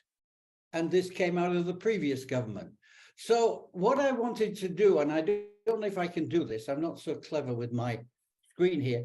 I have a screen share that I can show you, if I can share my screen for 1 minute. And because if I can do it, it's neat. Can you see that? Yes, yes. Okay, what I'm showing you here is what I'm not showing you here is the final conclusions of this study, which we actually put into not a traditional organization chart, but a Balinese temple. And there are dozens of unviewed recommendations on reducing greenhouse gas, upgrading infrastructure, capacity management. It's all sitting there. And this is that goes to the point that you were making, Birgit. It's built on the local community, on Tri Hita Karana sustainable development. We researched that. We had focus groups with local residents and visitors. We had 8 focus groups, which we organized with the university in Bali. So it's there, and I'm going to repeat this point, but at the end of the of my comments, we will focus a day on this during the Time Conference. A plan B for Bali tourism which actually starts now, as it was not then, by putting climate into the agenda. So I now want to make my third point. Tourism is an important part of the climate equation. 8 to 10% of emissions, and totally built on predictable benign weather, which is no longer the case. We have the yang komplain kenapa saya visi saya Pak 5 hari, tapi saya 2 harinya dipotong KL. Excuse me, mute yourself. Okay, I did mute him. Okay, go ahead, please. Sorry, Reza, let me go back to that point. We have the Glasgow framework, and everybody's talking about it. There's a kind of establishment support around this initiative. It's not enough. It's just a starting point. We have to go further and we have to go faster. The Glasgow Declaration talks about net zero 2050 and halving by 2030. And it leaves out the most important recommendation of the IPCC, which was to peak emissions by 2025. We have to peak emissions by 2025. And that's left out because that's the tough thing. That's the hardest thing of all. But we're not talking about starting a new product or building a new tourism resort. We're talking about the future of humanity. Existential means exactly that. The fourth point, at Sunex Malta, we stand for education and action, and we're trying to put our money where our mouth is. We've started a postgraduate diploma in climate-friendly travel. We have nearly 100 graduate students this year, and we are putting them in charge of national chapters around the world, and we will be putting one in Bali. And we are starting a new climate-friendly travel club, which will reach out to travelers themselves with what we think is an innovative, cost-saving way to compensate for their travel carbon. Why? Because offsets, which is what the whole industry is relying on, keep polluting and pay somebody somewhere to make you feel better. No, we say you can compensate for your travel carbon with a benefits club. And we know we have over 200 hotels on our registry who are ready to give benefits to travelers. And there will be no cost involved to travelers for this. They won't have to click a button on a website alongside another button that says, if you want an extra piece of baggage, click here. If you want to reduce your carbon, click here. If you want to sit next to the person who you're traveling with, click here and pay, pay, pay. We think there's a better way and a better way for travelers. And my final point, I repeat, we look forward to exploring these climate issues in a one-day session at the Time Conference later in the year, where we will explore a plan B for the climate-friendly travel future of Bali. And we hope to do this with many of you who are here on this call. Thank you. Thank you, Jeffrey. Again, yes, I alluded to that. Very critical and a very broad perspective, which we need to always consider. That brought back to me the ideas of the key words that I always ask. Why are we doing things? How are we doing things? What are we doing? Who's doing what? Where are we doing it? And importantly also, when are we doing something? When are we looking at it? So thank you very much for that concluding presentation there. I think we have finished with all the speakers for the time being, and I just want to touch base again with Eka and Reza, how we would like to proceed, because we have now a bit of time for Q&A, I think. Is that right, Reza? Yes, of course we have. What I'm sharing, I think you can see it, is our webinar on the 8th of June next week. Bad tourist behavior. So I think that's really related to Bali tourism as well. So you can find more information next week, tomorrow on our website. Eka, do you want to say something at this point in time? I know you're going to do the concluding points right at the end. Perhaps someone from the speakers would like to add something, or we have someone who is listening live who would like to tune in and pose some questions. Perhaps, Reza, you can see waving hands somewhere. A green hand somewhere. Yes, Gusti. Yes, Gusti. Yeah, Birgit, thank you very much, and all the speakers. It's very valuable to me to join this international symposium. Yeah, Dr. Reza also, Dr. Eka, and all speakers. So very great time to be here with you all, and thank you for all of the input for tourism of Bali on behalf of government as well, because I am also now the expert team of tourism expert team of Governor of Bali. So once again, thank you very much, and see you again on the 8th.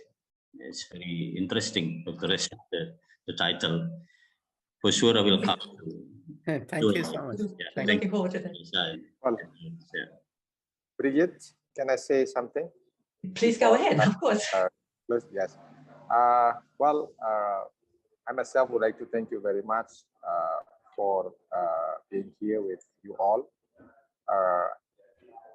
On behalf of the chairman of the Asita Bali, I would like to inform you as well that we Asita Bali going to have a big international tourism event that take place in Bali from 14 to 17 of June this year. That will be the 9th event. It's called Bali and Beyond Travel Fair, or BBTF. So you may check on our website www.bbtf.co.id. So this year event, they're going to be around 350 buyers from the 51 countries join to our event for both online and offline. And there will be about 230 exhibitors from 11 provinces of Indonesia, as well as we have exhibitors from other countries, such as from Italy, from China, from Malaysia, as well as from United States. So hopefully for next year event, all of you able to join with BBTF. Thank you very much. Thank you for that. I'm sure, Jürgen, that will be something that you can advertise on WTN. I'm not sure whether you're in contact with that. Sounds like something to do. Right. Anybody else from the panel here? Otherwise. Yes. Good morning again, Birgitta. And I would like to thank you for your moderation, and Mr. Sultani for organizing this great webinar. And I want to thank all the responsible persons from Bali Tourism Promotion Board. It was really informative. I only have suggestions. What Mr. Jürgen said is absolutely right. Bali is a luxury product. It's a niche market. We here in Saudi Arabia, we had a VIP travel club, and our King Salman visited Bali during the visit to Malaysia and Indonesia. And a lot of people are, excited to visit Bali, but actually there is not enough information with the travel agent in Saudi Arabia. And I have a suggestion.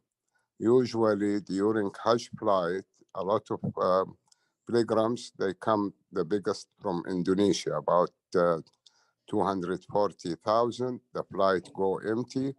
Then this could be packaged with Bali and other destinations in Indonesia. And I think there will be a very big market. But what I suggest here, perhaps with Mr.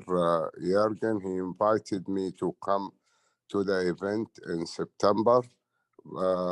As I said, we are organizing the Islamic tourism event in KL from 13 to 15.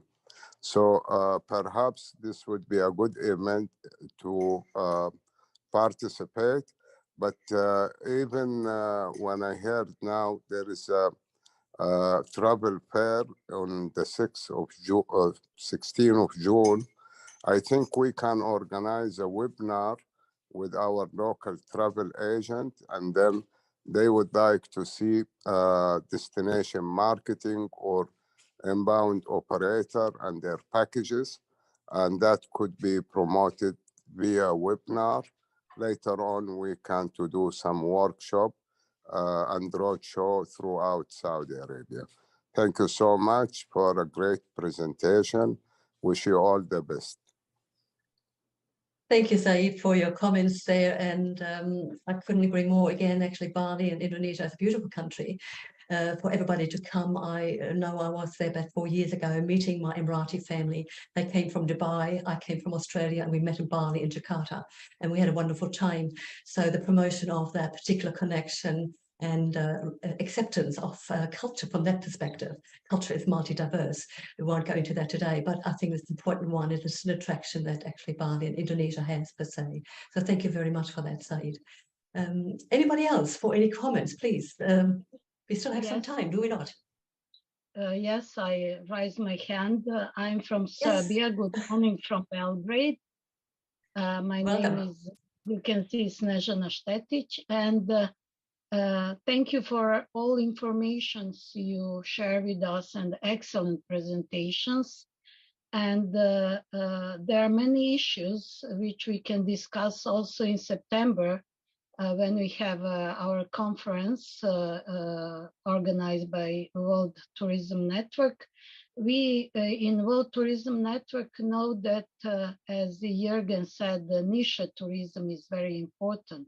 Special forms of tourism we know are very important for the future of tourism.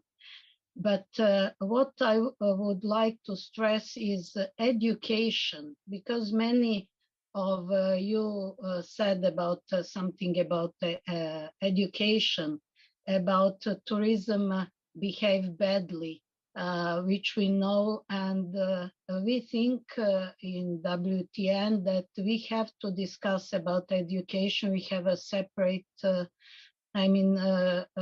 are thinking about it to educate everybody in tourism, to educate tourism organizations, tourism network completely, to educate tourists as well.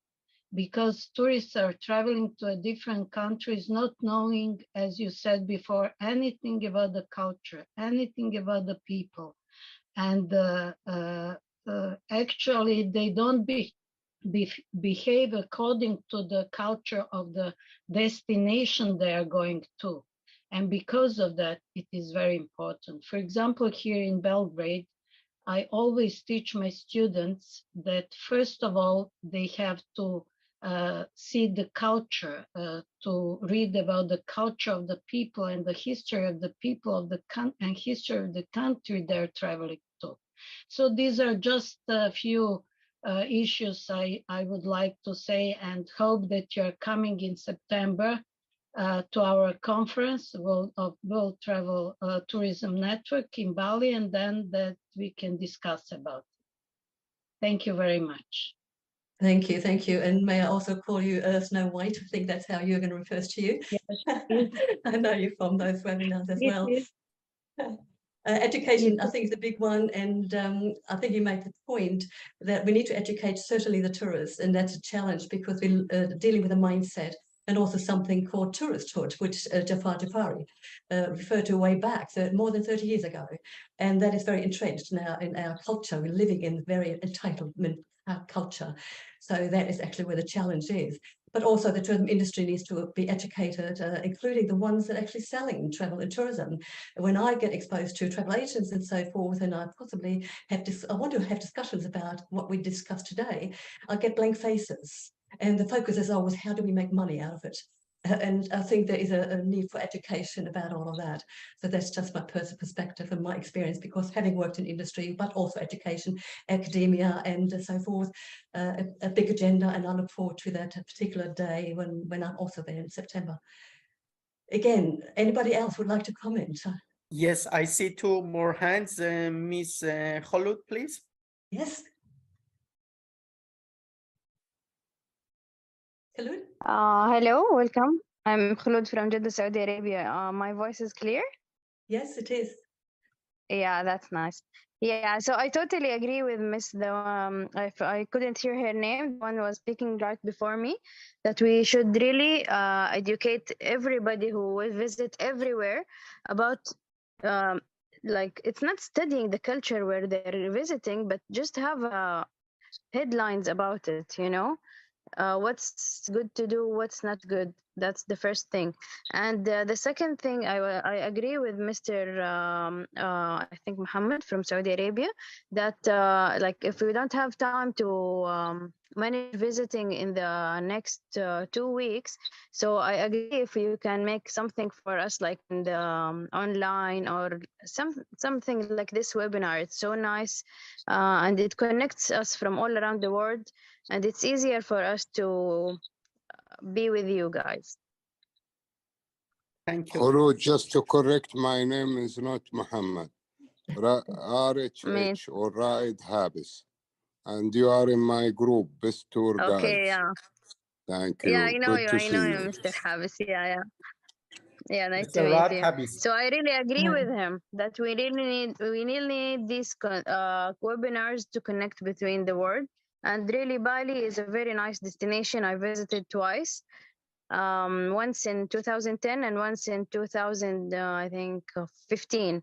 So I saw a very nice improvement between these years, and I'm really sure that if I visit for the third time, I will see much more and nicer improvements. Thank you so much, everyone. Nice to meet you. Thank you. I see one more hand, Sant Emmanuel Maurice. El favor. Yes. Good afternoon, everybody from here. I live in Bali. My name is Emmanuel Maurice. Appreciate everybody. Can you all hear me? Yes. Yes. I appreciate everybody. I appreciate you, Ms. Bridget, for the opportunity given to me. I'm from Africa. I live here in Bali. So we've been talking about tourism and all of that, which is a very, very important thing to discuss. And so many points have been said, which I appreciate everybody that made a very beautiful contribution and issue about tourism. We know that tourism brings development and all of that to the society at large. So I think my input, I think the government of Bali should look into some things. They should take some things into cognizance, which I'll be talking about the safety of the tourists. So that anybody that is coming into a particular place, their safety should be ensured. I don't know if you understand what I'm saying. Like, where some of the places you visit here in Bali, the roads are so bad.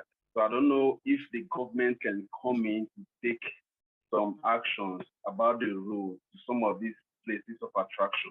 Like, if you've been visiting some of the islands outside Bali, outside the city of Bali, like the Nusa Penida and other places, their roads are so tiny, the roads are so bad that we have so many times you experience casualties on the road. So I'm just suggesting that if the government can come in, the tourism is bringing development and money or something is coming out of it. So if the government can come in to take care or consider making this road accessible, so that when the tourists are coming, their safety will be ensured, and they will go back with a testimony to come back again for the second time. You know what I'm saying? So, and then they see ports too. Sometimes you hear of casualties, or you see videos of casualties of people traveling to an island using a smaller boat, and their boat is capsizing and all of that, thinking just in the middle of the sea. there are so many casualties like that. So I'm just suggesting, I mean, there are people who should check the wave when the wave or the tide is very high, and then they don't have to go through the sea. So if the wave is so high, they can stay back, because I know they use little boats to cross the sea to another island, so which is causing so many casualties. So if the government, I'm just suggesting, if the government can make provisions for a bigger ship, or they should consider when the wave is very okay for people to go through the sea, wherever they are going to, so that we can ensure the safety of tourism or tourists that are coming into Bali. We have to ensure their safety 100%. So that when they go back, they will tell others that Bali is a nice place, which we all know. I live in Bali. Bali is a very nice place. But we have to consider the safety of the tourists that are coming in. And somebody said something that you don't have to limit people that are coming in. That's a very good point. Anybody that wants to come into Bali should come, as long as they are eligible to come in. They have all the documents, all the requirements, and all of that to come in from immigration. As long as they are very clear, they should come in. And then the codes of conduct should be undertaken at the point of entry, where whoever is coming in there are things we should let this person understand that, okay, these are the things you should know about where you're coming to, which is Bali, you're visiting the Bali, the culture, and all of that. So these things should be taken into cognizance. Just like I said, safety is very, very important. Not just coming in and you're going back wounded. So many casualties. Some people are losing their lives in the sea and stuff like that. So I think safety, if we are considering peace in the land, I think we should consider safety as well. Safety as well. And there are. Thank you so much. I'm sorry, I have to stop you if you don't mind. So because we are really running out of the time. Thank you so much. The next, maybe Miss Wendy Yang, please. And maybe the last one, yeah. Om Swastiastu. This is Wendy. I'm talking now from Taipei, Taiwan. I would like to inform all of you that SCO International Asia, we are having the annual Congress right now in Bali, and then holding in the Melusaka in Nusa Dua. And we have the leaders from the global tourism industry. I would like to comment to today's is a compliment to all of your performance, especially I was a moderator, Birgit, very good. And all these speakers, we have really focused on the problem and also to the future. And as tomorrow will be the General Assembly of our SCO Asia Congress. So I think maybe some of you, I know Stegen Jorgen is our colleague. I hope you can also join, maybe online as well. This is, I think, very important organization in the tourism industry. So I hope that you will make very good use of it. And then surely we have a lot of travel agents, very powerful tour operator, will bring in many, many positive tourists into Bali. Om Shanti, Shanti, Shanti. Om. Thank you. Thank you, Wendy. SCO International Organization of Friendship, I believe. Yes. Thank you very much. Thank you. All right. I just want to add, just thank our colleagues from Singapore Tourism Board that are here, and the Dubai Tourism Department, also from the Ministry of Tourism, that are here. Thank you so much. And the colleagues here, thank you. Yes, Bridget, please. I think, as you just mentioned before, we are running out of time, and we might have to call in Dr. Ecker, please, again, to conclude the session for today, and perhaps run another one another time. Over to you, Ecker. Thank you, Dr. Bridget, as a moderator for this symposium on 2nd of June. And now I would like to conclude of our symposium. I think our note here about the 20. But I'm sure that Dr. Gusde and Mr. Kutu already take note for all of the input and ideas from participants and speakers. And as we know, Pak Gusde as an expert of tourism for Bali Governor, and Bapak Putu as the chairman of ASITA, and already mentioned about the event in Bali, Bali and Beyond Travel Fair. And I just mentioned the keyword of the our symposium today, Bali as a tourist destination, on our development concern on Bali as a brand of Bali tourism. Bali as a brand, the name of Bali. And then in every development of Bali is a culture base. And next, sustainable tourism destination, you talk about the issues on carrying capacity, land use problem, the behavior tourist lack of the Balinese culture, transportation model not support yet to all tourists, and about the land use planning. And then next, improve type of tourism activities and attraction as alternative tourism for Bali, culinary tourism, regenerative tourism, quantum tourism, wellness tourism, green tourism. And then fifth, partnership and network, not focused to over tourism, but we are focused to quality tourism with all stakeholders support.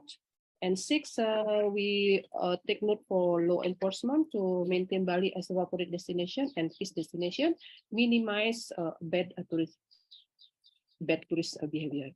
And seven, SMAs for small niche market. It is a big opportunities for Bali to maintain our economic in Bali. And number eight, as a small island with a green growth 2050 as Bali roadmap of tourism, still based on Trihita Karana concept. And nine, Bali is open for international market with the uniqueness and attraction, with the international standard of services, and then we implement all of them with the excellent services to tourism industries who come to Bali. And then 10, Mr. Lippman mentioned about a plan B for the climate change in Bali. And then 11, from Dubai, we take note that we need a promotion connection between Bali and Dubai. And last, tourism education, to educate everybody in tourism sector. I think there are a lot of the input and ideas which already shared at the chat room. And I think this symposium already been recorded, yeah, and then we can share to participants in the next days. I think, thank you for sharing. Is there any question or from Reza maybe or Bridget before I close the webinar? Well, we have recorded, and the recording will be edited, and from tomorrow will be on our website, tourismwebinar.com, including all the PowerPoints and the profile of all the speakers. And so you can go and see, and you can also contact any speakers if you want. Okay. I'd just like to conclude. I've just been looking through everybody present, and thank you very, very much for everybody around the world tuning in. Fantastic. Perhaps a last word to Taleb, if you would like to say something to on the way out. Okay. I think all was said. Thank you so much, Bridget. Thank you. What a pleasure. Okay, that's it. I think we shall say goodbye. And I like to thank Bridget for her hard work. She has done a lot also behind the scan, and Dr. Eka as well, and of course, Dr. Taleb Rafai. Steve Knox is not here. Professor Steve Knox, thank you so much, but he helped, and he's traveling now in mountains in near Jakarta, he told me, so he didn't have a good internet. And Peter Simon, he had a bad connection. He's in Nepal. And of course, Jürgen, our good friend, and Mr. Noel Scott, who is traveling now in Portugal early morning. Thank you so much, Scott. You're always with us. Thank you. So thank you. Thank you, Bridget. So if you want to finish, you want to say something?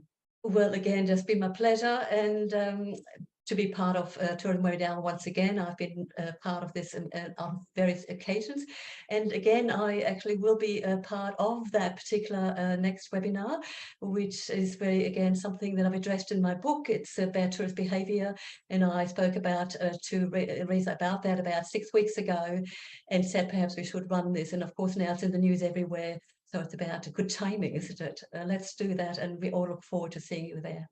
next week in 6 days. Thank you very much for that. Thank you so much. Thank you. Bye. Bye-bye, everybody. Thank you. From Melbourne. Thank you. Bye-bye. Thank you, Bye-bye. Noel. See you in Thank you. I Bali. know you was very busy. We will. Catch you sometime, Noel. Thank you, Jürgen. Thank you, guys. Thank you, everyone. Thank you. Enjoy your staying in Mumbai. Jürgen, stay well too. And of course, everybody else. Caleb, Best good of health seeing and you. peace. Thank you. Thank you.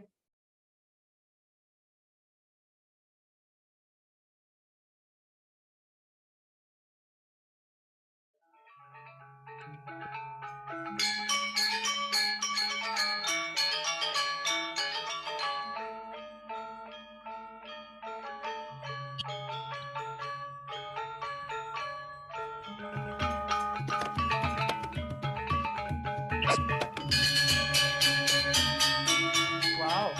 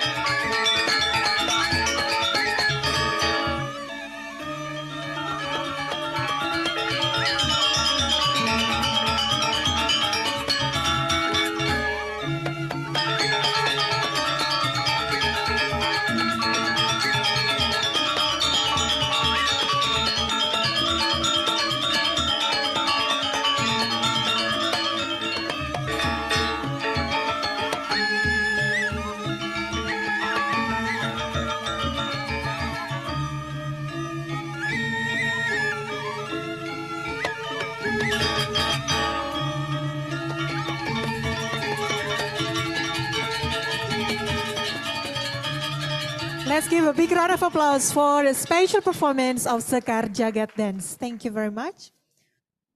Om Swastiastu. Assalamualaikum warahmatullahi wabarakatuh. Shalom, Namo Buddhaya. Salam sejahtera untuk kita semua. Salam kebajikan. May peace be upon us all. A very good afternoon, ladies and gentlemen.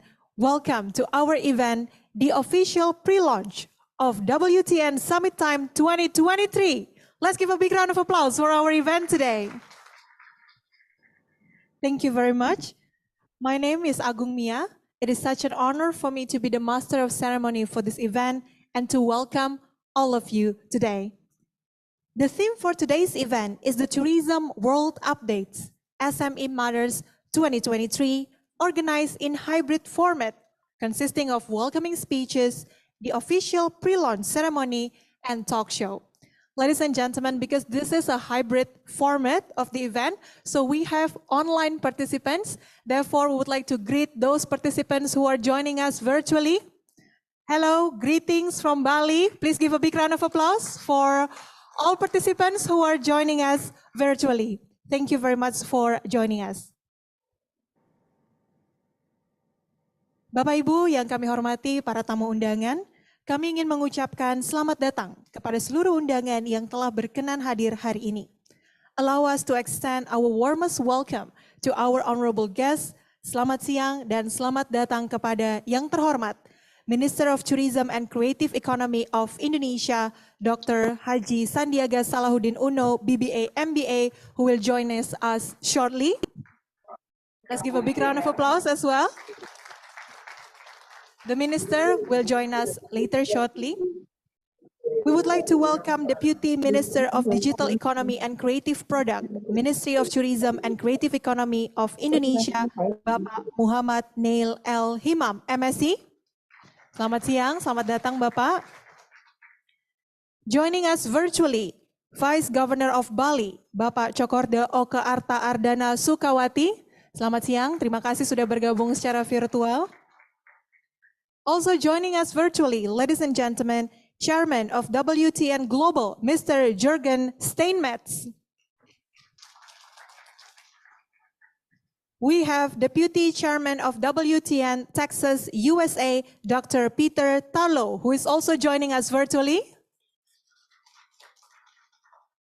Chairwoman of WTN Indonesia Chapter, Ibu Mudi Astuti. Selamat siang, Ibu. Selamat siang dan selamat datang kami ucapkan kepada Executive Director Central Bank of Indonesia in Bali, Bapak Trisno Nugroho. Selamat siang Bapak. Chairman of Bali Tourism Board BTB GP Bali, Bapak Ida Bagus Agung Parta Atnyana. Selamat siang Bapak. President Director of Indonesia Healthcare Corporation, Dr. Gigi Mira Diah Wahyuni Mars. Selamat siang, selamat datang. CEO Bali Convention Exhibition Bureau, Bapak Levi Lantu, who is joining us virtually. From Santrian Group, Bapak Ida Bagus Ngurah Agung Kumbayana. Also, we would like to welcome our moderator, Ibu Yoke Darmawan, DNA Consultancy. Selamat siang, Ibu Yoke. We would like to welcome all online participants from WTN Global. And please be informed that our event today will be divided into 2 sessions, ladies and gentlemen. The first one is the opening ceremony, and the second part is the sharing and talk show session. Ladies and gentlemen, the official pre-launch of the WTN Summit Time 2023 with the theme of the Tourism World Updates SME Matters 2023 is a collaboration of the World Tourism Network, the Ministry of the Tourism and Creative Economy of Indonesia, the Central Bank of Indonesia in Bali, Bali Tourism Board, ASEAN Indonesia 2023, and Wonderful Indonesia. Bapak Ibu yang kami hormati, kita lanjutkan ke acara berikutnya, yaitu laporan persiapan pelaksanaan acara WTN Time 2023. We will proceed to the next agenda, welcoming speech delivered by the chairwoman of WTN Indonesia chapter. Ladies and gentlemen, join me in welcoming Ibu Mudi Astuti.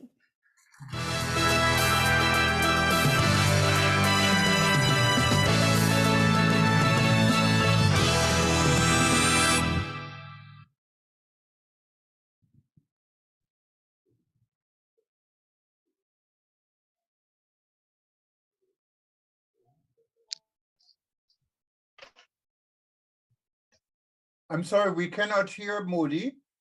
There's no sound. Oh, okay.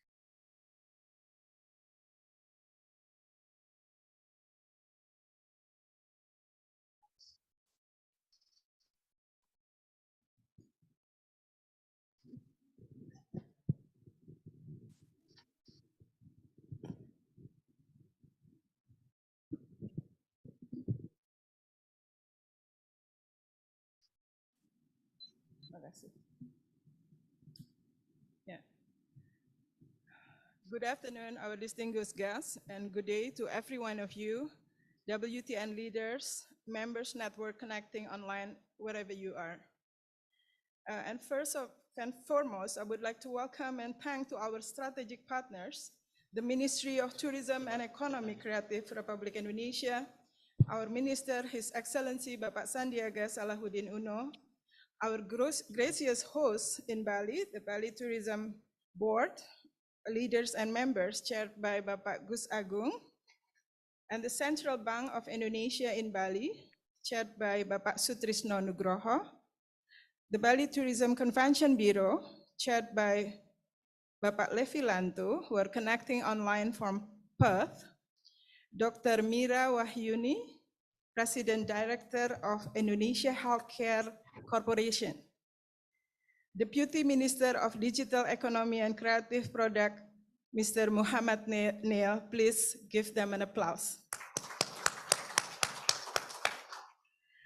All the stakeholders in tourism and economy, creative, media, and other related industry, and of course, last but not least, our main supporters of our event, WTN Board, and the facilitator of Global Think Tank Group discussion, which is chaired by Mr. Jurgen Steinmetz, Dr. Peter Taulo, as the president of WTN Global, Hon Alan Sen-Enji, the VP World Tourism Network, Professor Jeffrey Lippman is a former head of IATA, former CEO of WTTC, former Deputy Secretary General of UNWTO. We are connecting online with us today. I'm delighted and excited to be here to update the further progress of WTN Summit Time 2023 preparation, which will be organized in September 28th to the 1st of October 2023 at the Renaissance Spa Resort Uluwatu, Bali. We're delighted to report that on last November, we organized our press conference, the first press conference in the Renaissance Resort and Spa Uluwatu, Bali.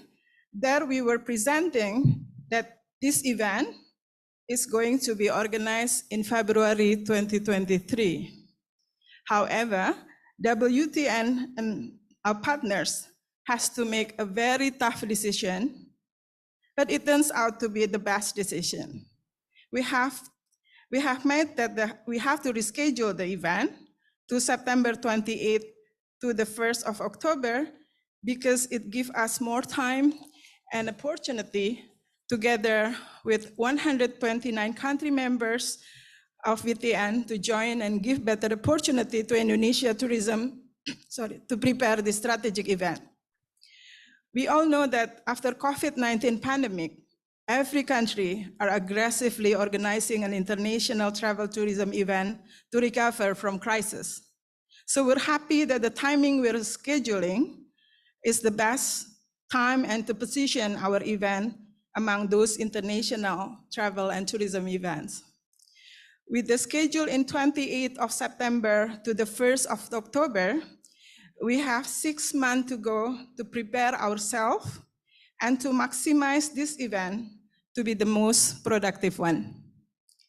I hope we all know that WTN is a global organization that focusing to support small, medium enterprises in tourism, which is according to WTTC, World Travel Tourism Council, that the total number of SME tourism worldwide is 86% out of the global travel tourism industry worldwide.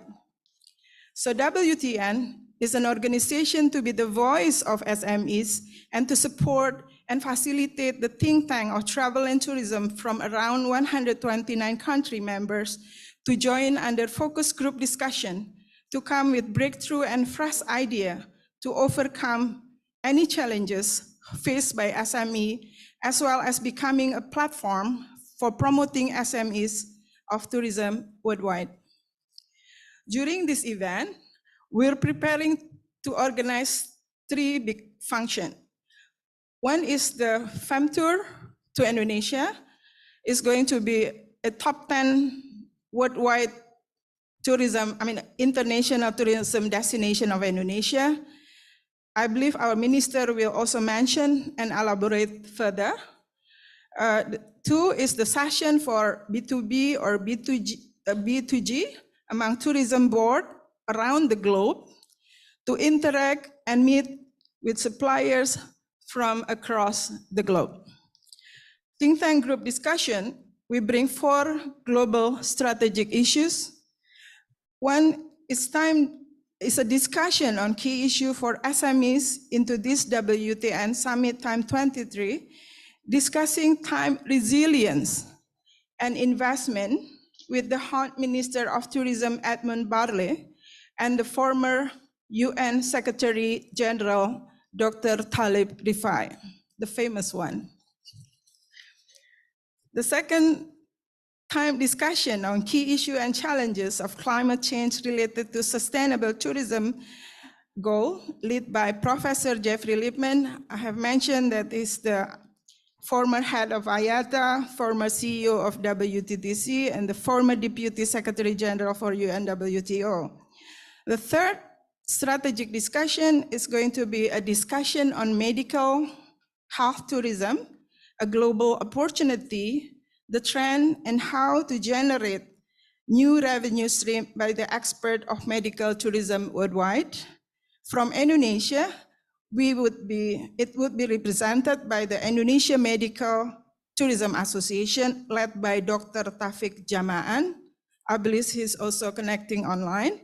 And the Bali International Hospital, chaired by Dr. Mira Diahwahyuni. The fourth strategic discussion topic will be a cultural tourism regions and actions of culture by the head of local region worldwide. A global exchange of the important role SME in the travel and tourism business structure, the leads on elevating effort by capturing market together within a destination, a collaborated promotional effort with key global airlines will also be discussed and developed further. With this combination of strategic actions among WN country members worldwide during WTN Summit Time 23 event, it would certainly give an impact to the global travel tourism world to elevate to the next level. However, this goal would only be successful with your participation and contribution, and I'm excited and hope we are all excited to work together and make this successful.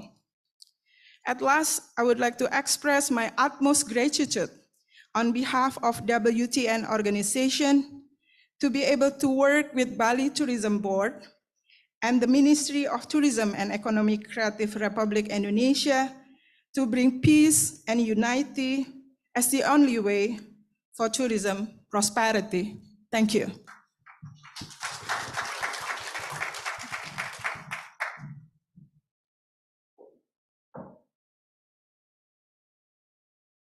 Thank you very much, Ibu Mudi Astuti.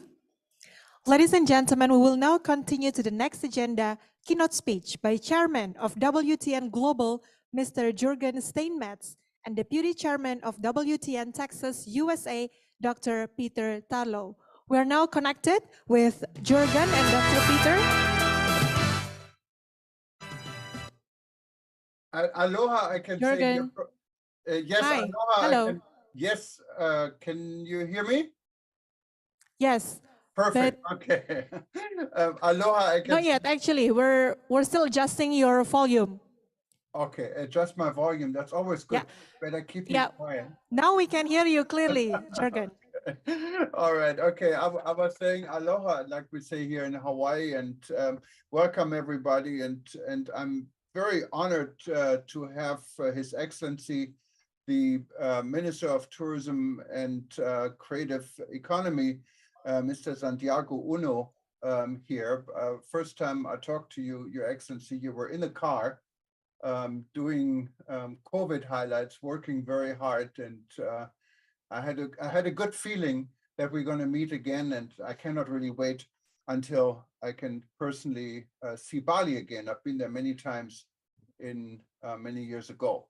I wanted to recognize also Dr. Taleb Rifai, who's fading in and out. He must have some technical issues, but I'm sure he's relating his greetings to everyone. And of course, I wanted to recognize all our sponsors and partners in Bali, almost too many to mention, specifically, of course, our main partner, the Bali Tourism Board.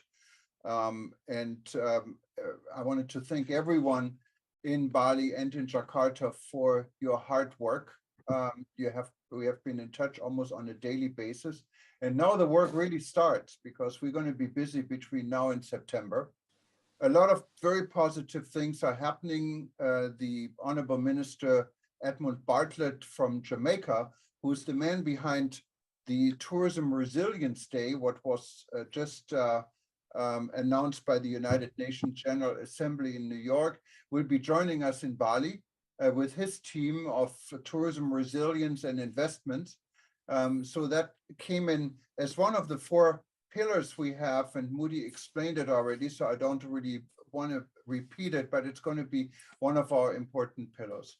I also wanted to recognize Professor Jeffrey Lipman, who's actually here, and maybe we give him the opportunity to say just a greeting, because his session will be phenomenal. He really has a lot of plans, and there will be some big announcements in front of head of states, he told me yesterday, upcoming in Bali, and we are really looking forward to this. When the World Tourism Network started back in 2020 in March during a canceled ITB in Berlin, we did not know where we're really going. We really didn't really want to start an organization. We just wanted to have a discussion about COVID and started our rebuilding.travel discussion. And looking around in our audience, I see so many people I didn't know at the time, and we all became friends and have been on our now almost 200 different Zoom sessions and discussions over the years. And our club of our friendship has been growing. We now have members in 129 countries, and we're proud to be part of the global relaunch of travel and tourism.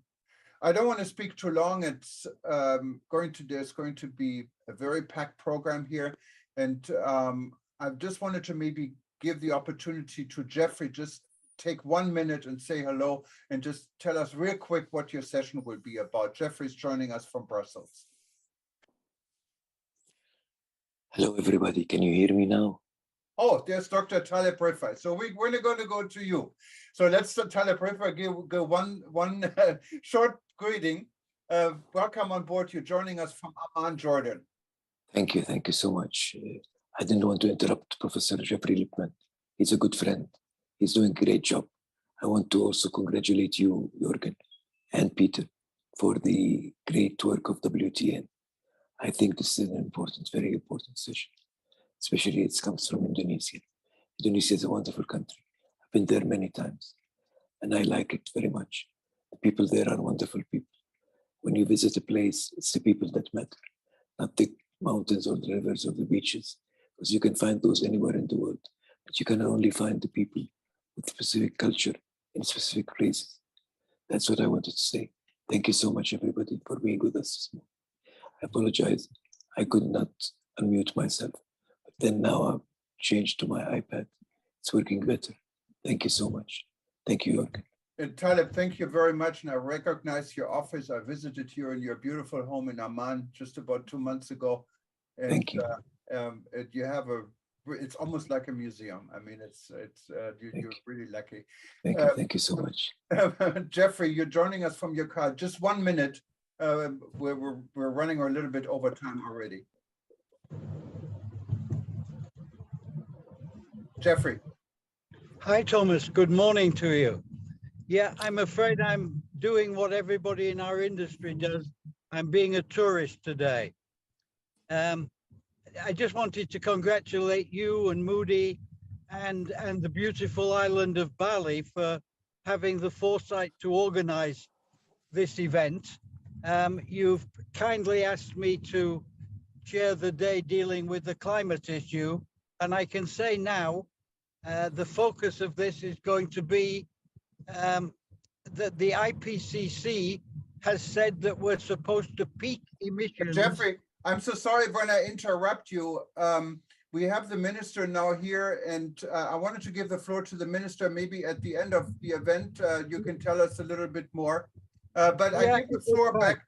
Thank you very much. I give the floor back to Mia. It's all yours.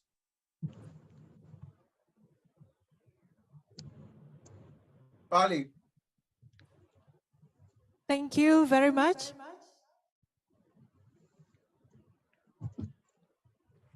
Go ahead. Yeah, thank you, Jürgen.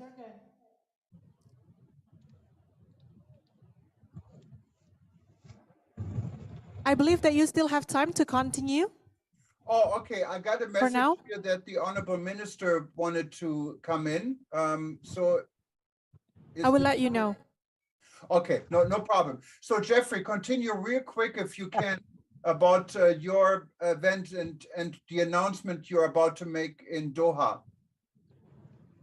Yeah, absolutely. And it's very relevant to the role of the World Tourism Network, Thomas, because in Doha, there is going to be a summit for the least developed countries and the small island developing states. This is called LDC 5. It's at the beginning of March, and Sunex Malta will be making a major announcement there. They have a provision for quote announcements. It will be in partnership with WTN, and we will be introducing a global climate-friendly travel network for the least developed countries, and putting a strong climate champion to lead that network in each of the countries and in the small island developing states. And we're very much looking forward to working with WTN and to bringing that also to the Bali event, where it will be the focal point of our discussions. And I'll finish with just one major point, Thomas. The IPCC, which you know provides the global science on climate, which is the existential issue for the human race, has said that we not only have to get to net zero in 2050 and half our emissions by 2030, but that we have to peak the emissions in 2025. And nowhere has this been discussed in the tourism sector. And our goal at WTN in Bali will be to have a frank and honest discussion about how can we put a plan B together? What if the intense weather, the fires, the climate refugees really does get worse and worse and worse, and we have to change everything on the planet to accommodate that? Where will tourism be? And that we are going to discuss for the first time in a major public event at WTN in Bali. So happy to be with you. Sorry it's a bit peculiar in a taxi, but thank you anyhow for letting me participate. I shall be like Taleb, I'm watching this on my phone. I've just finished by saying hi to Taleb. It's always good to see you. And look forward to the rest of the day, Thomas. Thank you. Yeah, thank you very much. And I think I'm going to pass on to Peter. Just really a quick, Jeffrey, tell us just one word about the study you actually did on climate change for Bali. What is quite relevant for our audience and our media in Indonesia? Well, this was done in 2010. It was done with the support of the then Minister of Tourism, our friend Gerd Ardika, the late Gerd Ardika, and together with Victoria University in Australia, we did a major study looking at a green growth future for Bali. We also worked with Agung, with the university in Bali, and with many, many friends in Bali at the time. Thank you very much, Mr. Jurgen Steinmetz and also Dr. Peter Tarlo. Hadirin yang berbahagia, berikutnya we will now proceed to the next agenda, opening speech by the Minister of Tourism and Creative Economy of Indonesia. May I invite Dr. Haji Sandiaga Salahuddin Uno, BBA, MBA.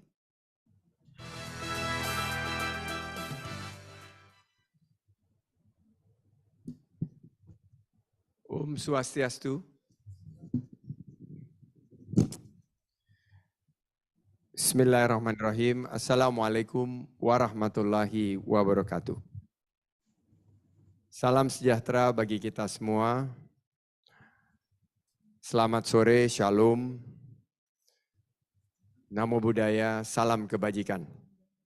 Warm greetings from the island of the gods, Bali, Indonesia, the most beautiful island in the world, and welcome to wonderful Indonesia. I would like to thank the invitations by Mr. Jurgen Thomas Steinmetz, Dankeschön, Chairman of the World Tourism Network Global. I got your email today asking me whether I want to listen to the speech by Minister of Tourism and Creative Economy of Indonesia. And I replied, yes, I would like to listen to myself. Peter Lipman, thank you very much. And for declaring also that everybody here is a tourism minister. So congratulations, all of you are now tourism ministers. Ibu Mudi Asuti, Chairwoman of World Tourism Network Indonesia Chapter. Bapak Ida Bagus Agung Parta Adnyana, Chairman of Bali Tourism Board, the most handsome and most eligible chairman ever. Also, my dear colleagues from Central Bank of Indonesia, Denpasar branch, thank you very much for gracing our event here, and hopefully you could share the latest economic data from Central Bank, how the recovery is progressing. Thank you very much. Pak Neil, Deputy for Digital Economy and Creative Products. Ibu Yung, Director for MICE. Also, I saw Bu Desi Ruhati, Director of National and International Event, and Ibu Yoke, who's always cheering every moment that we have. Please give a big hand to Ibu Yoke. WTN chapters all around the world, distinguished panelists, guests, and media, ladies and gentlemen, I'm sorry I cannot say hi to one by one. I'm actually not feeling very well. I got the second booster, which is my fourth vaccine injections yesterday. And being thinking that I'm strong, I continue to schedule traveling and meetings, and I got knocked out this morning. But I told my wife said, I think you should stay in Jakarta. But I cannot let you down, especially with Ibu Mira Diah, who's here. So even though I'm a little bit, or no, not a little bit, but very much under the weather, I come here and hopefully our sessions will be a fruitful sessions for everybody. I would like to express highest appreciations to World Tourism Network Global and Indonesian Chapter. Network in Bahasa is called silaturahim. And silaturahim always yields to long life and a lot of prosperity. We believe network is key.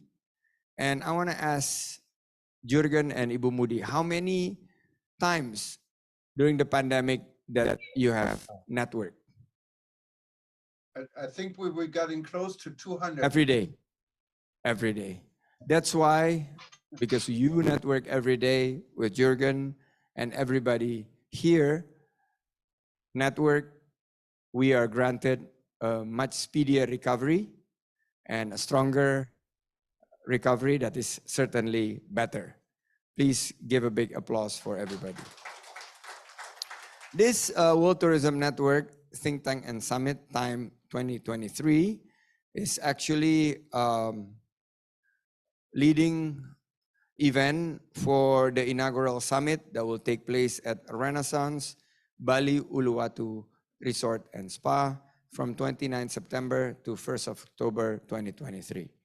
I was told by my driver that the economy is starting to recover, correct?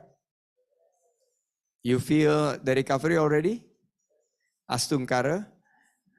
And G20 presidency was the start, and this global leader and mediator of President Jokowi in envisioning and safeguarding the recovery with the theme of recover together and recover stronger, certainly have been so unique and strategic for the tourism industry. We are seeing that Indonesia's ranking in the WEF, World Economic Forum Travel and Tourism Development Index, moved 12 ranks from 2021 of 44. We are now number 32, and this is actually ahead of our friendly neighbor of Malaysia, Thailand, Vietnam, and the Philippines. I just completed the ASEAN Tourism Forum in Yogyakarta, whereby we exchange how do we recover together, recover stronger, but also focusing on quality and sustainability. Forbes Most Beautiful Countries 2022 also been given to Indonesia, and Club Med's Happiest Holiday Destinations 2022 has been given to Bali. However, the recovery is not felt across Indonesia on equitable fashion. SMEs, which is the large part of the tourism business, have not fully recovered. And business, whether it is inbound, some are outbound, are feeling that we need to move quicker. So we are pushing innovations, adaptations, and collaborations toward a more resilient and sustainable tourism.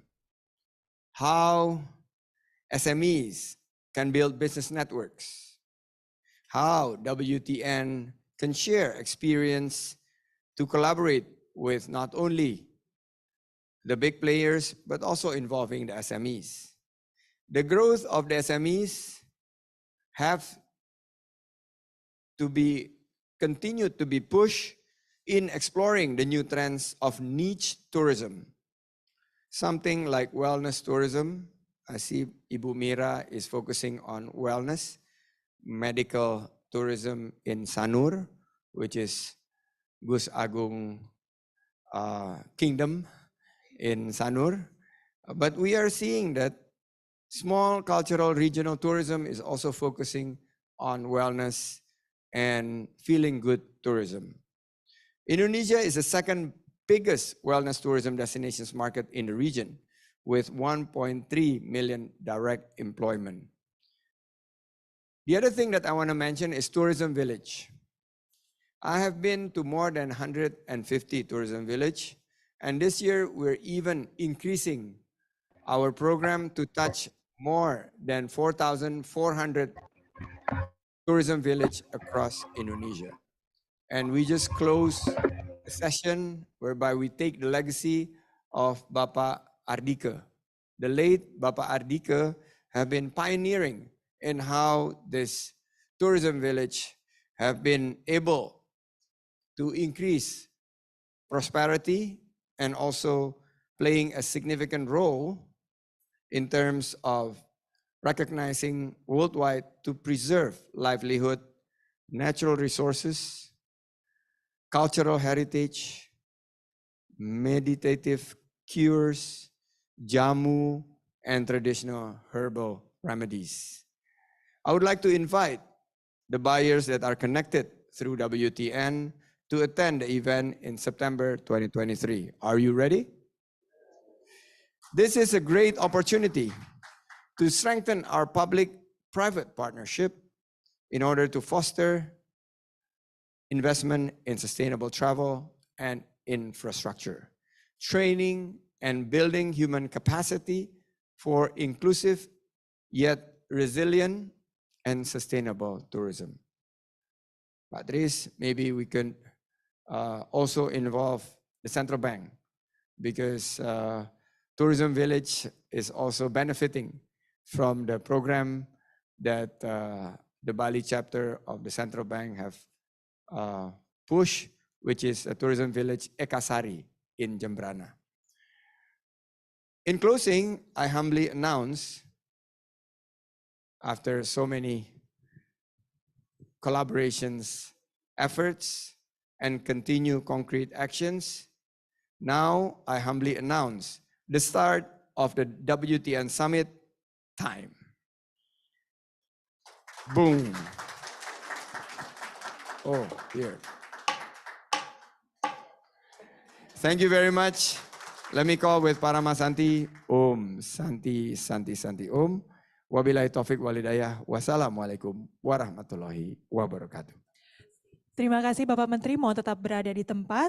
Ladies and gentlemen, we will now proceed to marking the opening of the official pre-launch of WTN Summit Time 2023 registration by sounding the gong 3 times, accompanied by Deputy Minister of Digital Economy and Creative Product, Ministry of Tourism and Creative Economy Indonesia, Chairwoman of WTN Indonesia Chapter, Ibu Mudi Astuti, Executive Director, Central Bank of Indonesia in Bali, Bapak Trisno Nugroho, Chairman of Bali Tourism Board, Bapak Ide Bagus Agung Partaatnyana, President Director of Indonesia Healthcare Corporation, Dr. Gigi Mira Dia Wahyuni Mars, and from Santrian Group, Bapak Ide Bagus Ngurah Agung Kumbayana. Ladies and gentlemen, let's give a big round of applause.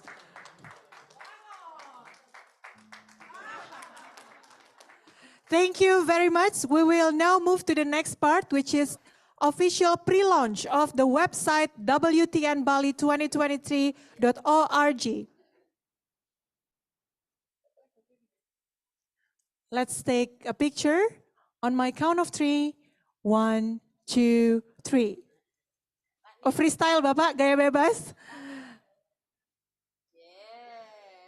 Once again, 1, 2, 3. Thank you very much. Mohon tetap berada di tempat, kita masih akan melanjutkan. Next part, official pre-launch of the website WTNBali2023.org.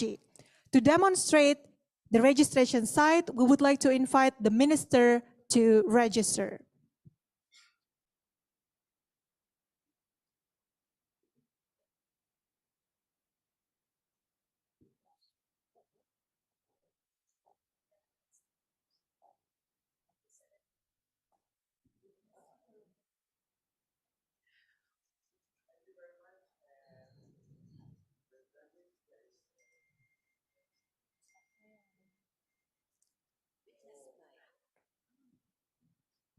Witnessed by everyone on the stage.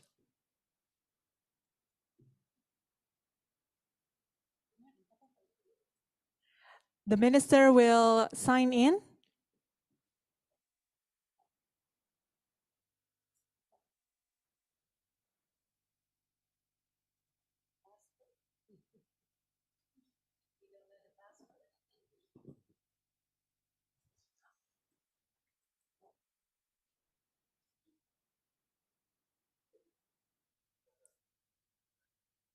For the password,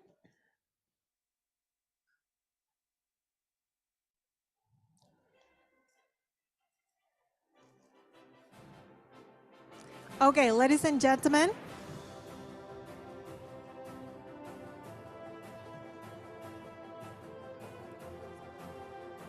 Okay, this is the official pre-launch of the website WTNBali2023.org.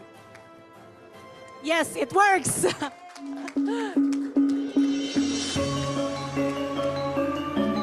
Register to the conference.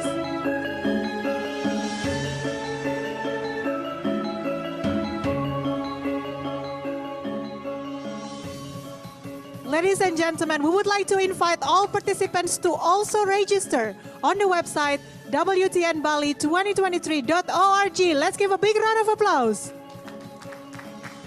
Next part is MOU signing between WTN and Bali Tourism Board. The MOU will be signed by the WTN Indonesia chapter and chairman of Bali Tourism Board, witnessed by the Minister of Tourism and Creative Economy.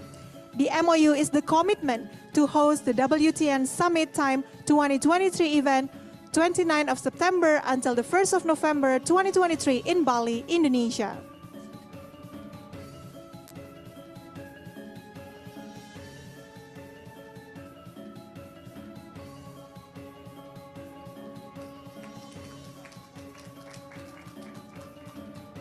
Thank you very much once again to the Minister. Terima kasih Bapak Menteri dan Bapak Ibu yang juga sudah hadir. Kita berikan tepuk tangan yang meriah Bapak Ibu. Ladies and gentlemen, that is the official pre-launch of the World Tourism Network Time 2023.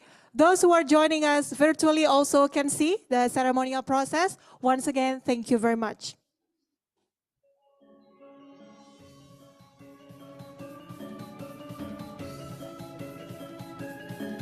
Terima kasih Bapak Ibu, Bapak Menteri, kami persilakan untuk bisa turun. Thank you very much to all our honorable invitees, and we would like to extend our appreciation to Bapak Menteri Minister Sandiaga Uno for attending this event. Sekali lagi kita berikan tepuk tangan yang meriah. Bapak Menteri, terima kasih sudah berkenan hadir di tengah-tengah kita. Terima kasih banyak. I have the pleasure to discuss and have a sharing session and give opportunity for everyone with different background, with different disciplinary from the tourism to share and chat about what is about tourism from Bali and from Indonesia in a whole. I would like to call our first speaker, Mr. Muhammad Nail El Himam. He's the Deputy Minister of Digital Economy and Creative Product, Ministry of Tourism and Creative Economy, Republic Indonesia. Let's give a big applause. I'm going to call you Pak Nail. Yes, Pak Nail is good. Nail is good. Okay, next, the second one, our dear Pak Trisno Nugroho. Oops, he's disappearing from the room, but somebody can help me to find Trisno Nugroho. He is the Executive Director, Bali Head Branch of Bank Indonesia, the Central Bank of Indonesia. Mr. Trisno has been helping us in data and information in regards to the progress, the market, the potential, the investment to Indonesia. I'm going to speak in English and in Bahasa just to share a few ideas and thoughts. Speaker number 3, Ida Bagus Agung Parta Atyana. He is the chairman of Bali Tourism Board. Bali Tourism Board is joining us in a moment. Oh, okay. There is still a discussion with the minister. They will join us. It's end up just 2 of us. This is like a wedding ceremony kind of thing, you know. That's okay, Pa, because I have another beautiful lady gonna joining us. Let's give a big applause to Dr. Mira Diah Wahyuni Mars. She's the President Director of Indonesia Healthcare Corporation, Pertamina Bina Medica. She looked like a young lady, but she's taking care of 70 hospital, Pa. 70 hospital, no kidding. She is in the most important positioning when we talk about medical tourism now. Okay, just 3 of us. Yes, this is like a small chat. I'm going to explain a little bit about. Give me a moment about you, Pak Nail. Nail is joining the Ministry of Tourism and Economy Creative in 2020 as the Director of Application and Digital Economy Management. A tough job. It's totally what is needed at the moment. We talk about a career in the government, bringing his expertise in technology since 1989. Wow, now I can calculate your age, but never mind. Deputy of Bidang Ekonomi Digital, Deputy of Economy Digital and Product Creative. What exactly is it, Papa? Directly to the question. Yes, okay, like it is a question. Thank you so much, Miss Yoke. Miss Yoke. I was going to try either Mbak or Ibu. No. So like, to make myself young, then you can call me Yoke. just Yoke. Okay, thank you. The Deputy for Digital Economy and Creative Product is actually has the mandate to oversee 17 subsectors of creative economy. Wow. From application, games, film, music, culinary, crafts, fashion, to the content of radio and television or digital content, basically. So, and most of them are now, the product can be digital, right? That's why there is digital economy, that we need to also transform these 17 subsectors into, including the tourism, into the digital platform. Digital So that's platform. my So role. is it because among us there's a lot of small and medium enterprises Exactly. in tourism? In our understanding, small and medium operators are considered to be non-wholesalers, the big giant, because WTN Global has been the voice for small and medium enterprises. How digital supporting small and medium operators? Okay, I have to go back one step, Yes. just to make a relation what Pak Minister have to say, that we need to work with the bigger, like the bigger e-commerce platform. But I think in that sense as well, there is this smaller platform that cater for the smaller SMEs, right? That, and I believe that also can be similar to the tourism operators, players Right. as well. So, for example, a lot of during the pandemic, a lot of tourist operator, the smaller one, they created packages tour. Yep. And including what Pak Menteri said before with the tourism village, where we have some Right. now we have around 3,000 that already in the network. Yep. And 200 something that has been visited by the minister, and they can also sell packages with work together with some of the digital platform. For example, like Mr. Aladdin in Indonesia, right? Or the bigger one with Traveloka, for example, they also can help sell the packages. And I think that's the way we should do it. And I think with the medical tourism, wellness, and so on, it can be, if there is a package, you know, like for this outdoor tourism, more to the environment, then would likely the smaller in size would be better if you can do it. Oh, wonderful. And through digital as well. I'm going to come back to you in regards to small, medium business through digital and how it's connect to medical tourism, health tourism, and wellness. But before I ask Dr. Mira to join, I would like to say hello to our dear friend online, Levi Lantu. Can I get Levi Lantu tag? Yes, that's him. Hello. Hi. Hello. Levi Lantu is the CEO of Bali Convention Exhibition Bureau, and he's a passionate executive, and then now talking based from Perth. So really, our world is getting smaller. It's like borderless. So 30 years in the business and having a multiple directorship, and I think he brings, when we still talk about small and medium, but Levi background is about a giant business like Star Wars Group, Louis Vuitton, luxury product, including Garuda, Australia, Smiling Tours, and all that. So Levi, so nice for you to joining me there. Yes, all clear. Nice You to look meet great. everyone. All right. Thank you. Levi, I can't hear your voice, but I'm going to go to Dr. Mira first and going back to you. All right. All right. And then let me introduce Dr. Mira. Dr. Mira look very young. Yes, Yeah, for that position, you know. Hospital. Yes. So as a chairwoman, Dr. Mira has a prestigious state-owned hospital management and enterprises under her wing, managing hospitals and together with medical advisory board and team of specialists. That's correct, Dr. Mira, yeah?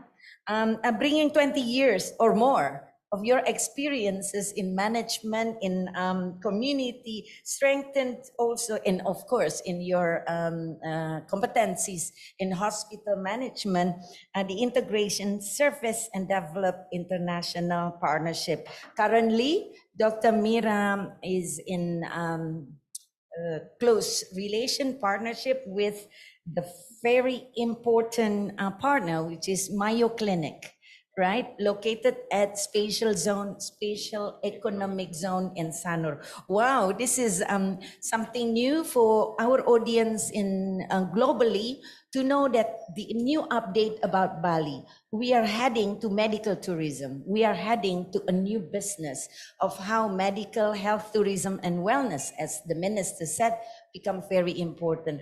Hello, Dr. Mira. Hello. Hello, everybody. See, Dr. Mira, so what is the concept of Bali International Hospital? So we collaborate with Mayo Clinic USA for our advisor. So we hope that would be giving the trust for the community to go and also seek their health treatment to us. Our center of excellence is cardiologists, oncologists, neurologists, gastroenterologist, and the other, and orthopedics.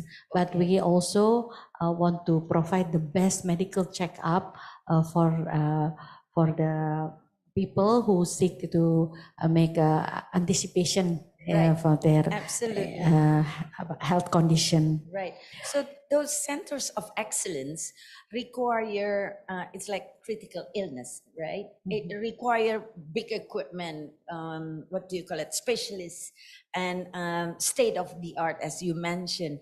And certainly this is a breakthrough about medical. Is that correct? Yes. Oh, wonderful.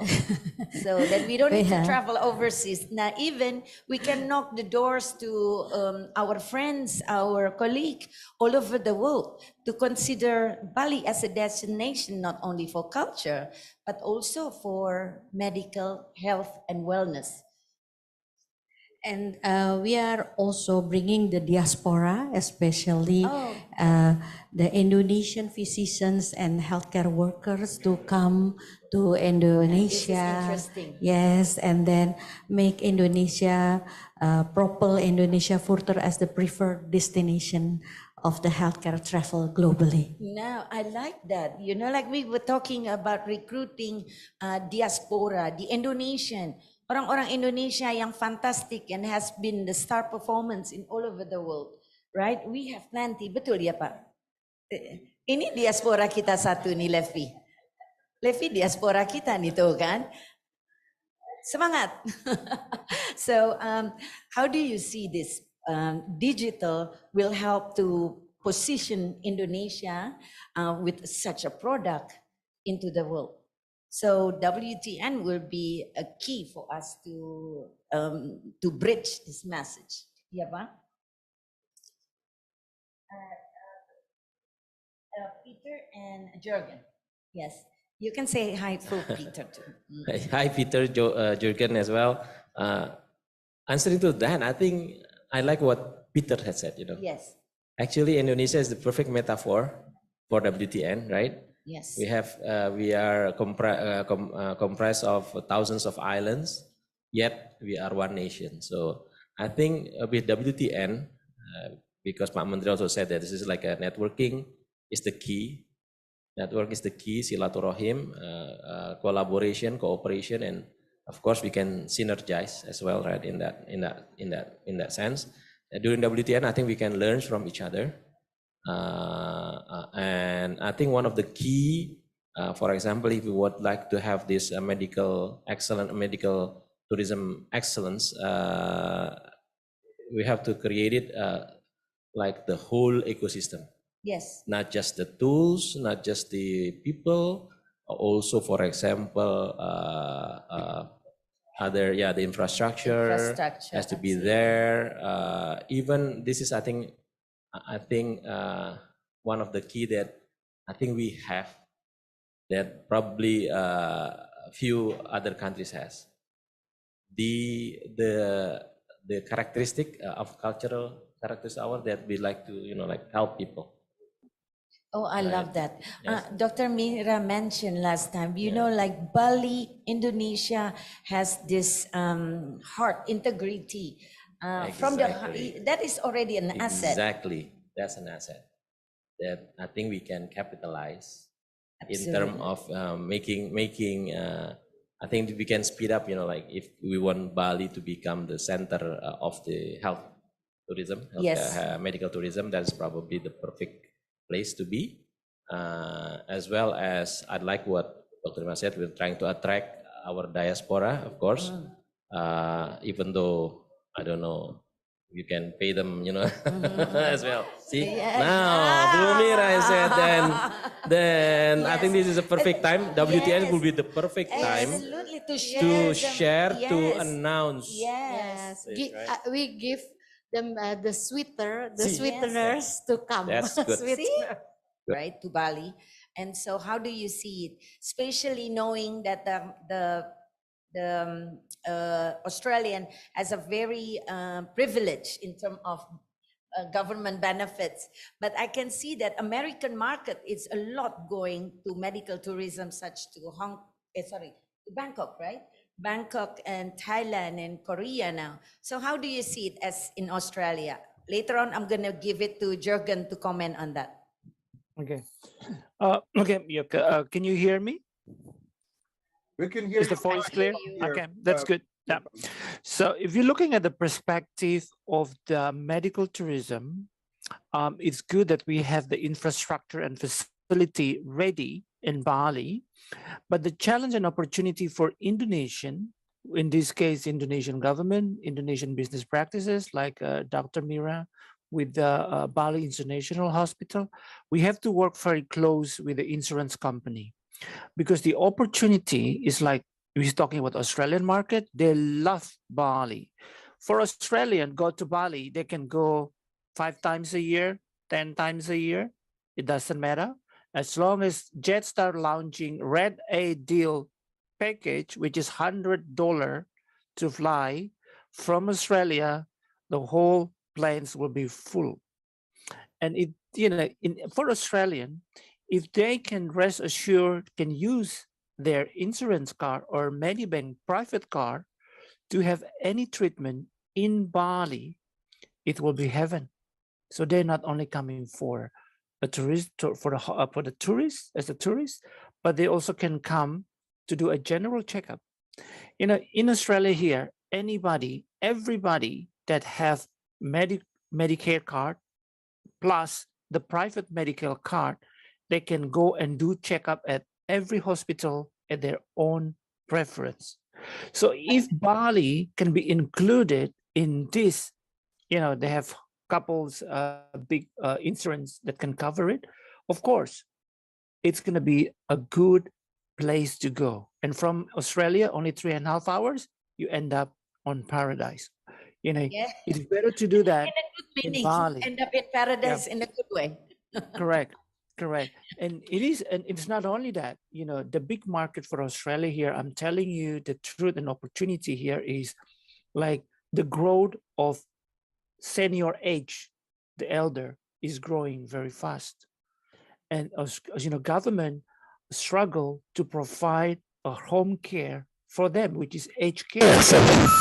And for people that, if you're asking most of Australian, how many times they've been in Bali, average from 10, 8 will say, I've been minimum 2 or 3 times in Bali, minimum.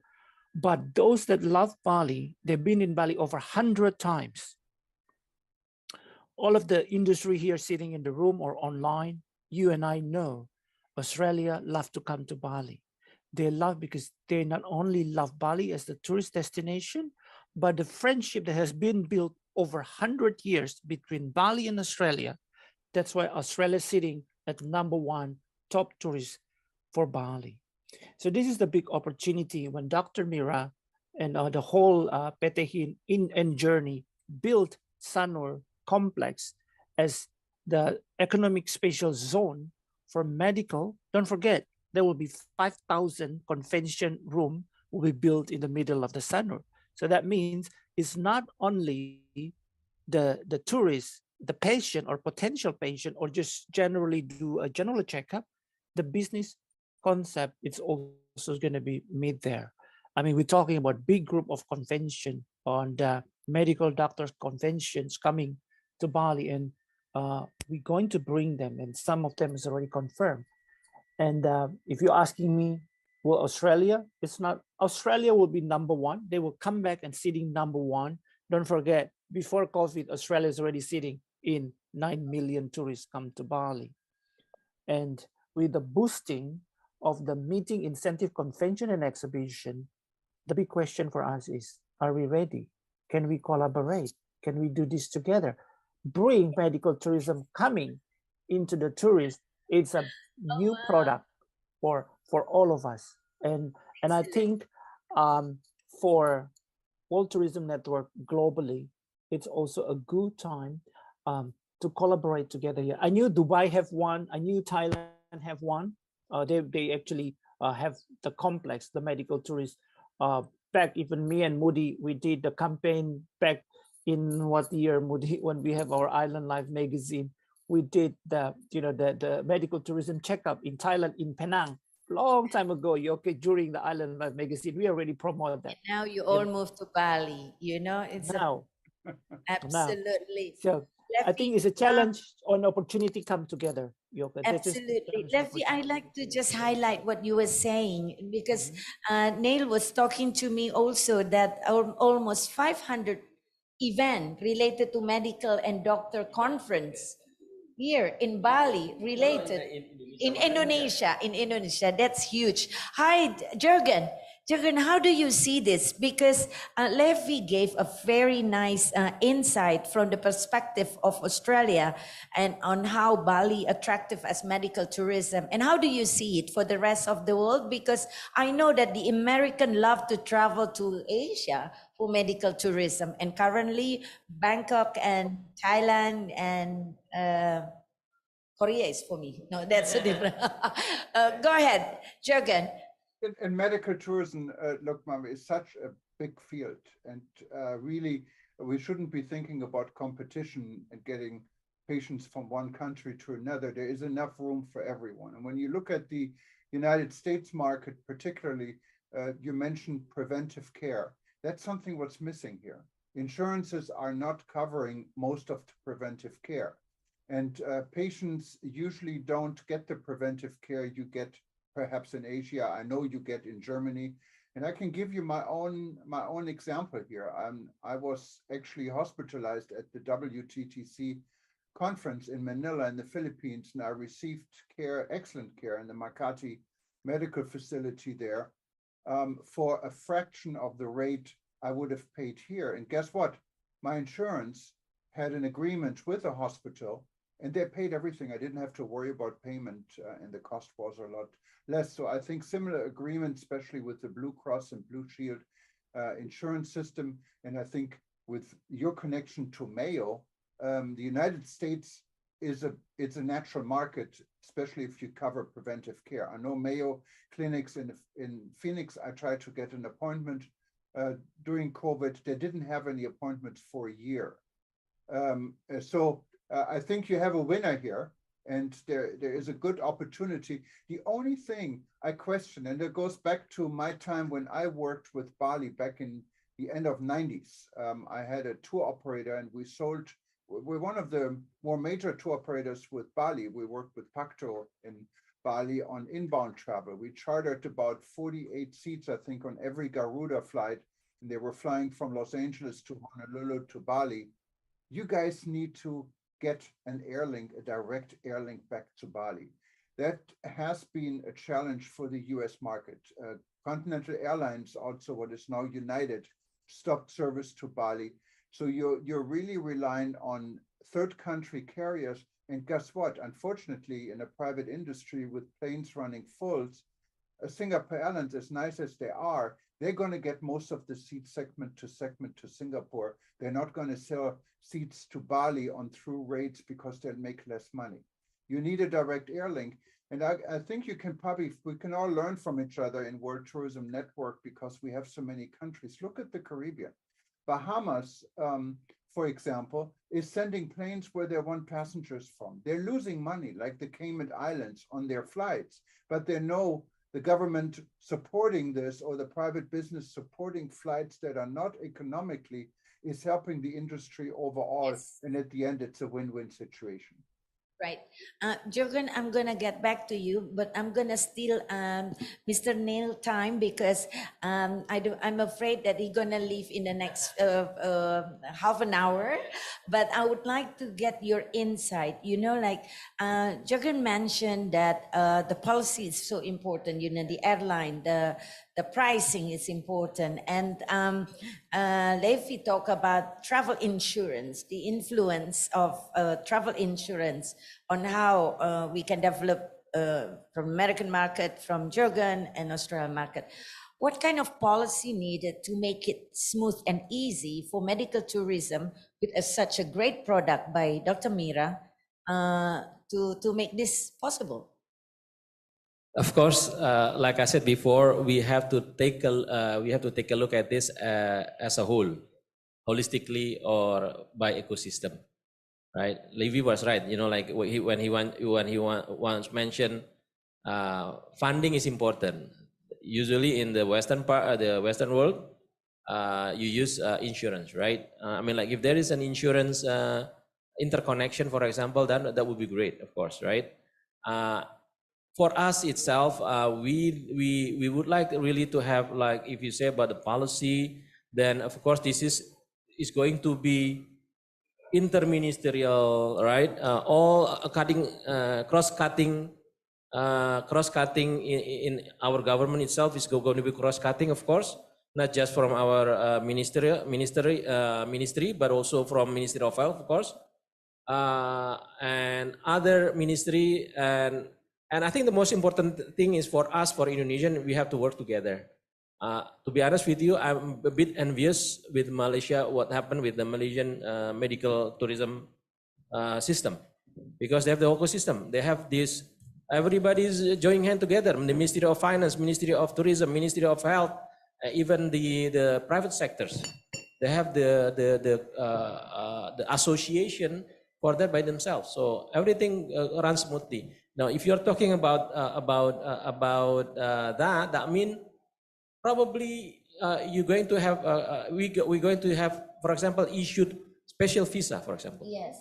Yes. Not just tourist visa, but this is like a medical tourist visa. Yes. Yeah. Yes. Yeah. Something like this, because it happened because yesterday the president, I think, already asked Pak Minister, Pak Sandi, because we want to have like a event-led recovery for tourism sector. So event, for example, when we have to have event, then sometimes we will invite, performer from outside, from international. Then you need to have visa for special, for creative worker visa or artist visa, for examples. Something like that would be. So it's going to be cross-cutting, Bu, Mbak Yoke. It's not going to be easy. I mean, like, that's going to be just from one side, but it's going to be including Ministry of BUMN, of course, right? Because it handles the flight and everything. Absolutely wonderful. So and I hope, and I hope WTN can be. This is something beautiful, actually. Yes. If in WTN in September, if we can launch something like that, and I agree with Jurgen. We don't need to compete, but we need to collaborate and synergize. Absolutely, So absolutely. everybody and is. also during WTN to have travel insurance, big company to look at the Yeah, product yes. as well as to have Yes, open discussion. yes. Because the September event, this is an opportunity for us to look into issues, problem, and not only on the destination, but the policy as well as investment. That is fantastic. Talking about investment, talking about data and numbers, let's give a big hand our dear Bapak Trisno Nugroho, Director of Central Bank Indonesia. He started his career in Bank Indonesia in 1992. Still young and a great energy. And now he has been a big supporter when it comes to tourism, and totally different perspective when we talk about being in Jakarta and Bali, right, Pa? Because decision making need to have a data, and I think to have the source data from Mr. Trisno has been a helpful and a great journey for us to make and the next step. And next to Pak Trisno is Ida Bagus Agung Parta Adiana, the chairman of Bali Tourism Board. He has 11 associations under your wings. 10. Oh, 10. All right. I add one more. All right. So 10 association to collaborate and as well as to synergize for a purpose. That is a big responsibility. But then when earlier we were talking about medical tourism visa, this is very interesting. Like imagine if that happened, medical tourism, it will be a new trend, a new bullets for us to fight. How do you see that, Pak Trisno? Yeah, thank you very much, Mbak Yoke. And before I begin my small explanation about Bali, and Mbak Yoke said about medical tourism in Bali, I think Pak Jokowi and our Minister of State-owned Company, Pak Erick Thohir, already pushed to Sanur zone economic area in Sanur, in special in health tourism. As Pak President said that more than 100 trillion rupiah spent by Indonesian people go to abroad, especially Malaysia and Singapore. Am I right? Yeah, but Mira, yeah. If this can be held in Indonesia, especially in Bali, there is a hospital with international capacity, I think 100 trillion rupiah is not gone to Malaysia, but can be go to Sanur. I think the future of Bali with the health tourism, we will see Bali as one of the option if people from Indonesia will taking care their health instead to Malaysia, go to Indonesia, especially Bali. I think this year I heard from our friends from Jakarta in Sanur will build hospital, and then August 17, 2023 will announce will launched by Pak Presiden or Pak Minister of State-owned company. We hope this plan will going smoothly in this year. Then Bali, as I mentioned to Pak Menteri, Bali province, for my perspective, one of the most likely become tourism sustainable. Excellent. Yeah, if somebody from abroad will come to Indonesia, Bali is one of the example how government and society to push tourism sustainable in Indonesia.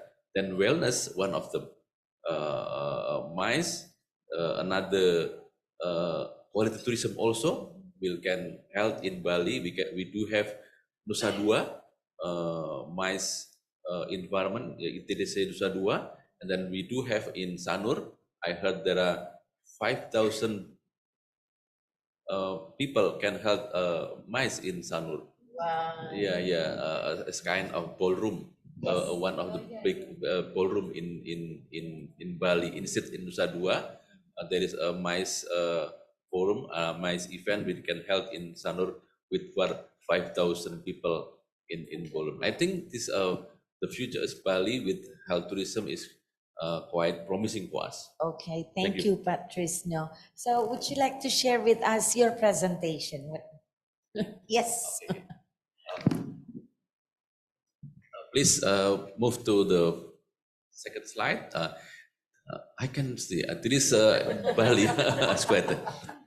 We can see in national there is a comparison between national growth and Bali. We can see in Bali the fourth quarter actually grow 6.61, number 4 among the 34 province in Indonesia.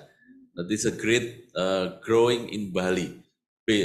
After 2 years, Bali growing is negative, but last year we grow across 4.84% compared to Indonesia 5.30%. This is quite good for Bali because 2 years already negative, and then and then the other one in 22 we can grow 4.84. Can we move to next?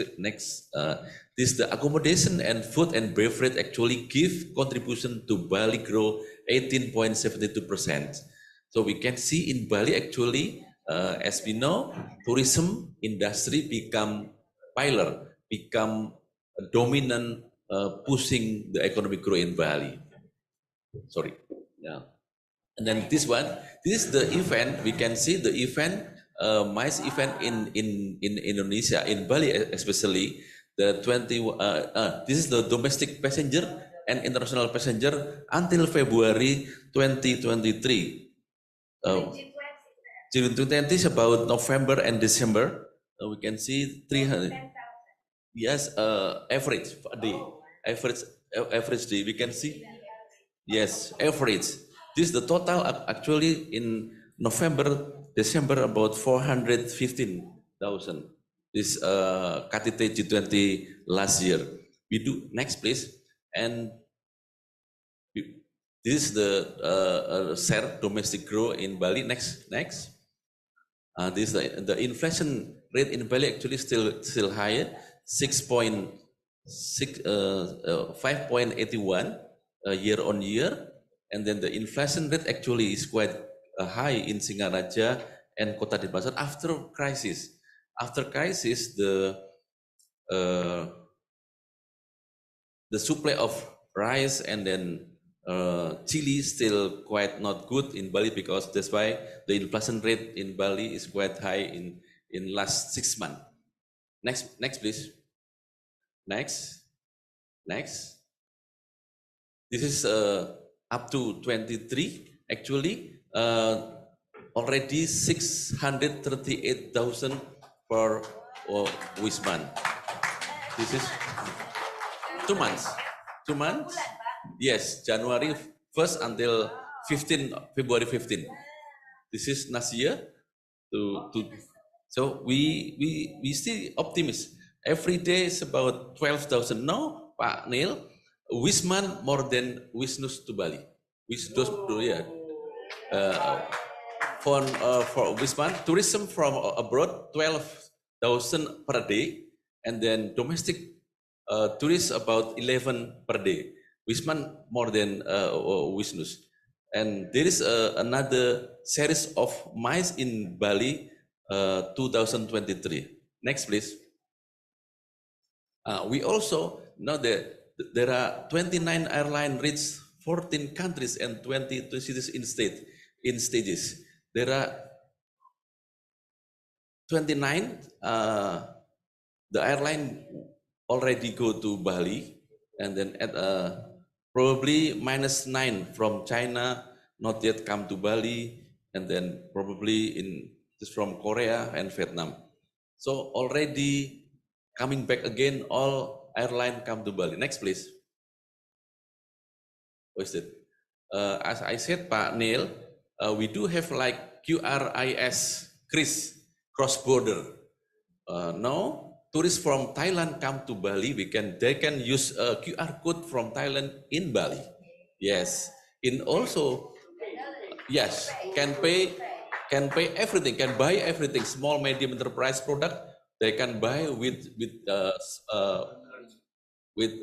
QR, with good currency, without going to dollar, and then to baht. Only rupiah and baht also. Yes, no hassle with QR code. And also, if we go to Thailand, we can buy with QRIS also. This year, our governor probably will launch Singapore and Malaysia also. We can use QRIS, QRIS in Indonesia, also in Malaysia and Thailand.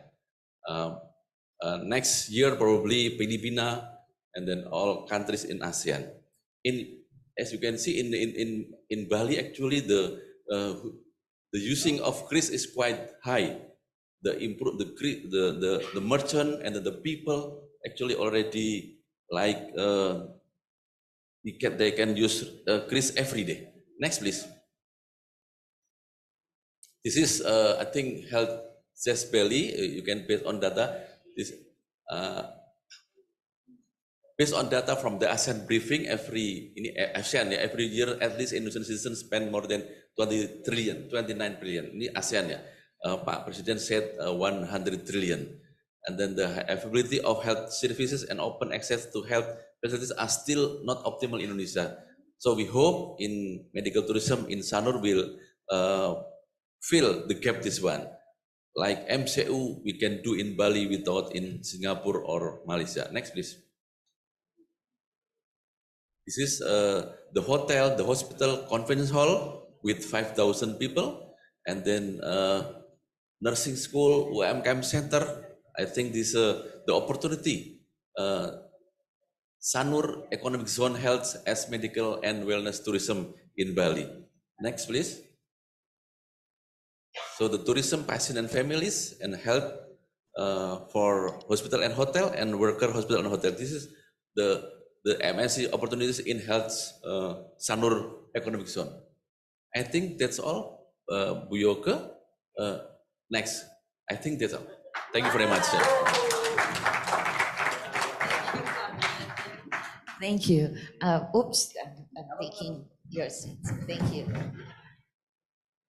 So really the potential of Indonesia and the growth and now the progress that's happening. Are we done with the the struggling part, or are we there yet? Or do you think there's a lot more that we can do? I think this year, Bali is crucial time to wake up again. Exactly. Because last year or this month, the what we call BDRB Bali actually still below before COVID. Right. So 4% below COVID. Mm. So we still want this 3 months. We hope Bali already going up, and we have to maintain with MICE event a lot in Bali. Last year, government helped us with KTT G20. This year, we have to push MICE event more than last year. As you know, KTT ASEAN is not as much like KTT G20. So we have Pak Menteri Sandiaga Uno and then Pak Neil. We have to invite korporasi, ministry, and other company come to Bali, held event in Bali to help Bali going back again.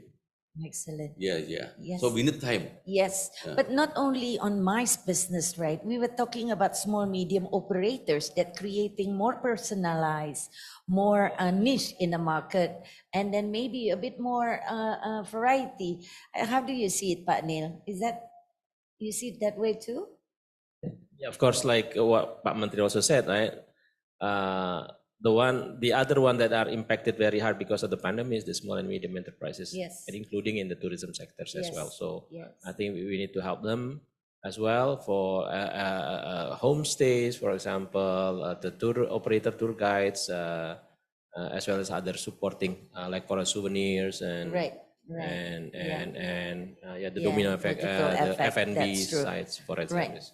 I think this going back to Mr. Agung.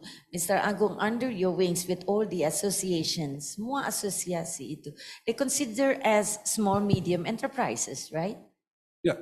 Yeah. So really focusing on them and grow and giving them a new market or recruit a new potential is an opportunity. I think WTN will give a good way to showcase their product. So how do you see it, the prospect of Bali through SME?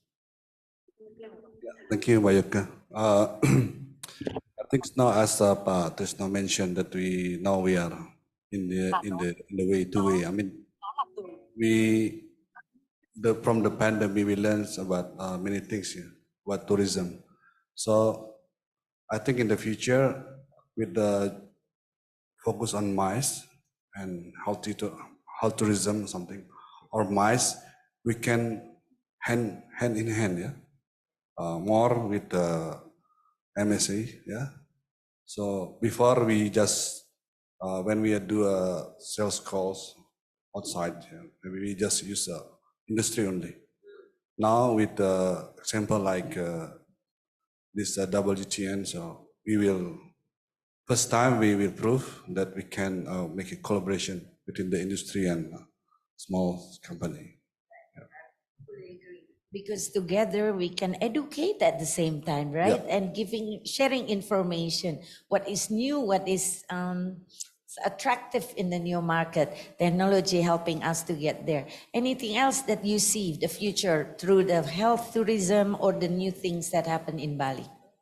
Apa yang lain yang the health tourism, then how do you see the presence of, this is two big giant coming through economy zone. There is a hospital as well as the MICE convention. How confident are you with the market? Yeah, of course, in Sanur, you mean, right? Yes. In Sanur, we're gonna have like a 5,000 occupancy for the capacity of the government now set up for the MKM there next to the hall. Yeah. So I'm local there, so I help the special son to prepare everything, make sure everything okay. No one complains. Make everybody happy. That's the most important. That's the most important. Because we're catching up, right? Yeah. We want to open Sure. in the end of the year. Yeah. November. August. August. The president will be launched on 17 August. Okay, so August we will open Yeah. and announce the new facility. The hotel and the convention hall. And convention hall. September, we're gonna have WTN Summit and Time 2023, which is fantastic. And October, Bali International Hospital will officially open and provide medical checkup. And November, IAMRA, you know IAMRA, International Medical. The International Medical Regulator meeting, Yes, conference. Come to Wow, Bali. that's gonna be, let's give a big hand. A lot of hopes, and I think we're getting there. And yes, this is integrated tourism. But we need more. Yes, we need more. That's why we were talking about World Tourism Network. I think network is very important, especially like WTN Global that representing 129 countries with hundreds and thousands of members. I think we become very close, borderless, and able to exchange knowledge and information through digital. That's correct, yeah, Pak Neil. And I think through our discussion earlier, government will need to participate, to interfere or presence when it comes to a cross-disciplinary for policy as well as ecosystem. Right. So before I close this, let's throw a question and answer to our friends there in members of WTN that already joining for the discussion. Oh, maybe I should give to our friends here, Ibu Ratna, if you have question or anyone would like to ask any questions. Yeah, would you like to ask question before? I think I have. Jürgen, are you there? Would you like to ask question, or you gonna throw it to your members to ask question? Oh yes, Ibu Ratna, go ahead. I'd be happy to ask our members to raise their hand. Thank you, Mbak Yoko, Bapak dan Ibu. Terima kasih. Yeah, it's just a great what you call it, KEK ya, kawasan ekonomi khusus for Sanur. And I think the medical tourism, I agree with all of you that we have to compete with Thailand, Malaysia, and Singapore. And I'm also travel agent practitioners that we also inform them, our wholesalers, that soon there will be a medical tourism package for Bali. So thank you very much for the support from the government and also private sector, also BTB. Thank you. Thank you. Thank you so much. Yes. Hi. Do I have question there? Leffy, would you like to add anything? Do I hear hands for questions from our online? Yes, we do. We have a question. Let me just also say real quick that for me, Bali was almost always the shining example of a classical market for SMEs. And I think this hasn't changed over the last 20 years, and there's an opportunity for SMEs and large business to work together in Bali. And we're hoping that at our event, these are some things we discussed, because SMEs rely on large businesses, but also large businesses rely on SMEs. And SMEs rely on niche markets. And what destination is better profiled for niche market than Bali? So I think it's really a win-win, and the medical part is a classical niche market, can play a major role. But we do have a hand up here from Ramzi Kuri. And please, Ramzi, when you speak, would you please let us know where you're from and where you're calling from? And you can turn your video on, and I'd be happy to put you here on this. Oh, it's not Ramzi, it's Dr. Talib Rifai. Okay, we all don't need an introduction. We know who you are. Go ahead. Talib. I'm sorry. No, I just wanted to say something about medical tourism. Medical tourism has to have a good... Gentlemen, my apology to interrupt because we have to say goodbye to Mr. Neil, who has to catch up his flight. He come all the way, just like the minister, for this event. Let's give a big applause for the Deputy of Creative and Digital Apology for the because I have set up tonight. I have another meeting, so I have to All go back right, to Jakarta. wonderful. Yeah. But we're gonna be following you to make sure that we will see him again in September, and we discuss further on how to solve and creating a solution for all of us. Thank you so much. Thank you so much.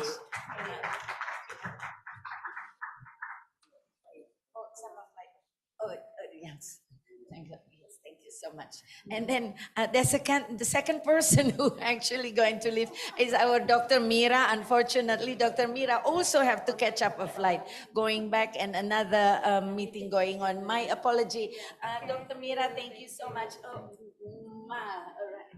Thank you. Dr. Mira, we will see you in September. We need all your insight, and then let's pray to get everything smoothly done. Thank you so much. Thank you so much. Okay, so I'm gonna sit closer. So, Yeah, let's get back to gentlemen, please continue. Yeah, let's go back to Dr. Talib Rifai. Was it a question? In Jordan. Dr. Talib Rifai, as you know, from that come late, was the former Secretary General for the United Nations World Tourism Organization in 2 terms. And if there's any authority on anything in tourism, it's Dr. Rifai. Go ahead, Talib. Thank you. Thank you so much. Thank you for the kind introduction. Now, how about medical tourism? You have to ensure that your medical system, the medical system that provides hospitals and doctors for people, is a strong one, because you don't have any natural things for medical tourism. You have to have the system itself being able to carry on that task. So is the medical system a good one in Indonesia? Yeah, that's my question. Dr. Talib Rifai's question is, Talib, I need to ask you a favor to repeat a question, because we lose your voice. It's so nice to hear that you're joining and supporting us, and thank you. Help me to repeat. I will always be supporting Indonesia. It's very dear to me. Very dear to me. Now, my question is on the medical system in Indonesia. Is the medical system strong enough and big enough to be able to cater for the medical people that would come from all over the regions, all over the world to Bali? How are the hospitals? How are the hospitals? How are the doctors? And so on and so forth. Yeah, I don't know if you heard Dr. Rifai, but he was asking, let me relate this here, how the infrastructure is basically, how the medical system is set up to handle handle a volume of medical patients coming to Bali. Yes, precisely. A very good questions. Dr. Mira, the President Director of Indonesia Healthcare Corporation, just left. It's a state-owned company, and I think the infrastructure, as part of the big movement, located in the area that is supported by state-owned company also. It's called Spatial Economic Zone in Sanur. Which is our Mr. Agung is the one who also overseen this area. The area is actually a zone where policy, infrastructure, and ecosystem will be, how do I say, not relaxed, but negotiated. Relax. So there are policy that is on, and some of the policy are only applied there.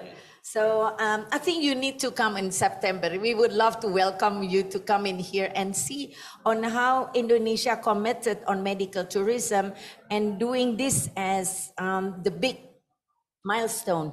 I would like to have Mr. Trisno to add on that. Thank you very much. Actually, our president already released the government regulation.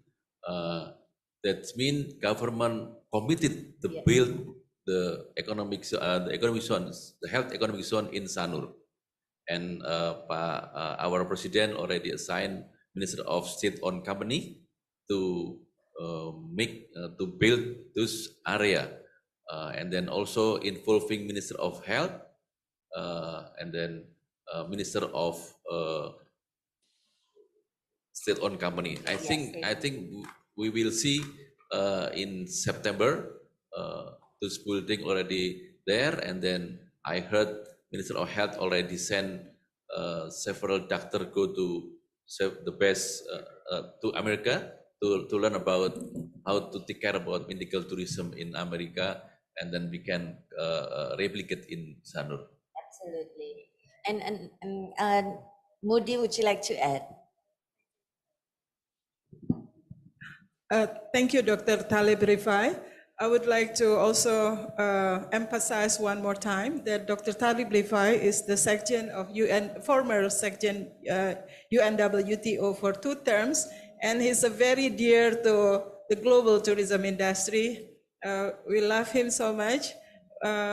We hope that you're healthy, and we are seeing you in September. And there are a lot of knowledge that we can learn from you. You must have like helicopter views on how to look into this medical and health tourism industry globally, and how Indonesia could position as one of the best in the global world, I hope. Thank you, Dr. Talib. I think that is a very nice approach, that you're going to have a lot of fans here, Dr. Talib, because the idea is exchanging knowledge, exchanging information, and then getting to know more is the bullets, it's the remedy to moving forward, because we cannot be secluded and only work on one zone. We need to learn and exchange idea. Thank you. So, Thank you Pak so Agung, much. anything you'd like to add? Okay, it's because Indonesia is progressing. Bali, especially, has been known as what is it again, Nadi? The wellness by Forbes. The minister was saying dedicated. We want a lot of something like happiest place or something like that. You know, like so many things can appear in Bali. I think many new tourism concept will born. So I've been to Bali. September I've been is to our Bali. time, and we need your support for open dialogue, for learning I've been to experience. Bali many times. Been to Bali many times. Yes. It's a wonderful place. Before we close, There's okay. one more hand. Papa Agung, would you like to say a few things? Thank you. So this is BTB and WTN declared to be a partner as part of Recovery Bali platform for sustainability tourism. So I have some presentation, maybe you can show. Oh yes. Oh yes. Just one page. Oh okay. Oh, okay. Next, there's 3 elements in this statement. First, BTB declaration. Strengthen its basic identity, a blessed island from the creators. So, creating Bali as a authenticity platform of sustainable tourism. Protect its heritage culture, peoples. Second, BTB and WTN on September 2023 declaration. BTB take a lead with the others global tourism leaders as creating a tourism as a peacemaker. Develop a strong network, both domestic and globally. And last, let's work together, collaborate through WTN 129 tourism community, global learning program through WTN media. Thank you. Let's register and see you in WTN Wow, nicely 2023 summarized. from 28 September. Thank you. Wow, nicely summarized. I don't need to summarize, and we already got this beautiful way as part of the commitment. And I think it's important. Commitment is something that is involving a lot of people, a lot of stakeholders, not only in related to tourism, but in government, in corporate, and especially with the presence of central bank as and the private sectors who committed and make this happen. And I think we're gonna make a big change. Ibu Yoga, sorry, I have to add in one more, because we are facing WTN 129 countries. I would like to also support not only an inbound, but our friends of having a business outbound in Indonesia. Yes. So we are engaging with WTN Tourism Board. We are We welcome all the International Tourism Board from the 129 countries. I hope you can attending and we can having a very good business engagement, not only inbound, but also outbound. Thank you. Okay, wonderful. Yeah. Moody, we're gonna speeding up until September and make this happen. And certainly, Moody, you are not alone because all stakeholders are with you, and we make this happen because this is a platform when we can have an open discussion. Lefi, is there anything that you like to add before we close the session? Let's get it done and collaborate. Thank you so much. There is one more hand. Can I, just to make sure, because this lady has been so patient and raised her hand here. And maybe if I just want to say one more thing and adding to Moody, and this is a very important point here, that this is also an event for tourism boards from around the world to come to Bali and look at the potential of the outbound market for Indonesia, because this is something what is not to be underestimated. And I'm very glad that, for instance, we have the Minister of Tourism from Jamaica coming to Bali, because this is a new one. This is a brand new destination, what is worth visiting. And we're hoping there's many others that are listening to us now and that are in the tourism board anywhere in the world see the potential of the outbound market. And the nice thing, I tell you what, if you come to Bali to promote your destination, it's a networking what goes both ways. And you see the potential. Medical tourism alone is a fantastic field, and it's with Bali always has been a place of natural healing places. Now it's a place also with a sophisticated, very sophisticated hospital, what is actually run by the Mayo Clinic, Americans. There is a place to go. But I wanted to, if I may, give the floor, and this is the last one, I believe, and I don't know who she is, but you can maybe tell us. She's Spa Lady Young, Wendy Young. I have a suspicion you may be from Taiwan, aren't you? Yes, I'm from Taiwan. Great. Okay, go ahead. You had a question. Thank you for being so patient, and I give the floor back to Bali after that. Okay, Om Swastiastu, Ni hao. This is from Spa Lady Wendy Young. I'm also the PR director of SCO International Asia. And you know that SCO organization is the largest travel and tourism organization. And in SCO Asia, we across 15 countries. Before September, the big event, we SCO Asia, we are holding a Congress in Bali in June, from the June 1st to 4th, and we are going to hold it in the Nusa Dua. Nusa Dua is a Marisaka Hotel. And then we can tell you, we will have, I think, over 300 people from all over the world. And these are the tourism leaders from all over the world. We hope that Bali Tourism Board can show us that you are best, because we have all the tour operator, we have this very strong media person like me, Spa Lady. I've been as a spa journalist for the past 40 years. So I think this is a very great opportunity for Bali to, to attract to us. And then I'm sure you will get thousands, millions of tourists, because wellness medical tourism is the #1 travel industry now in the world.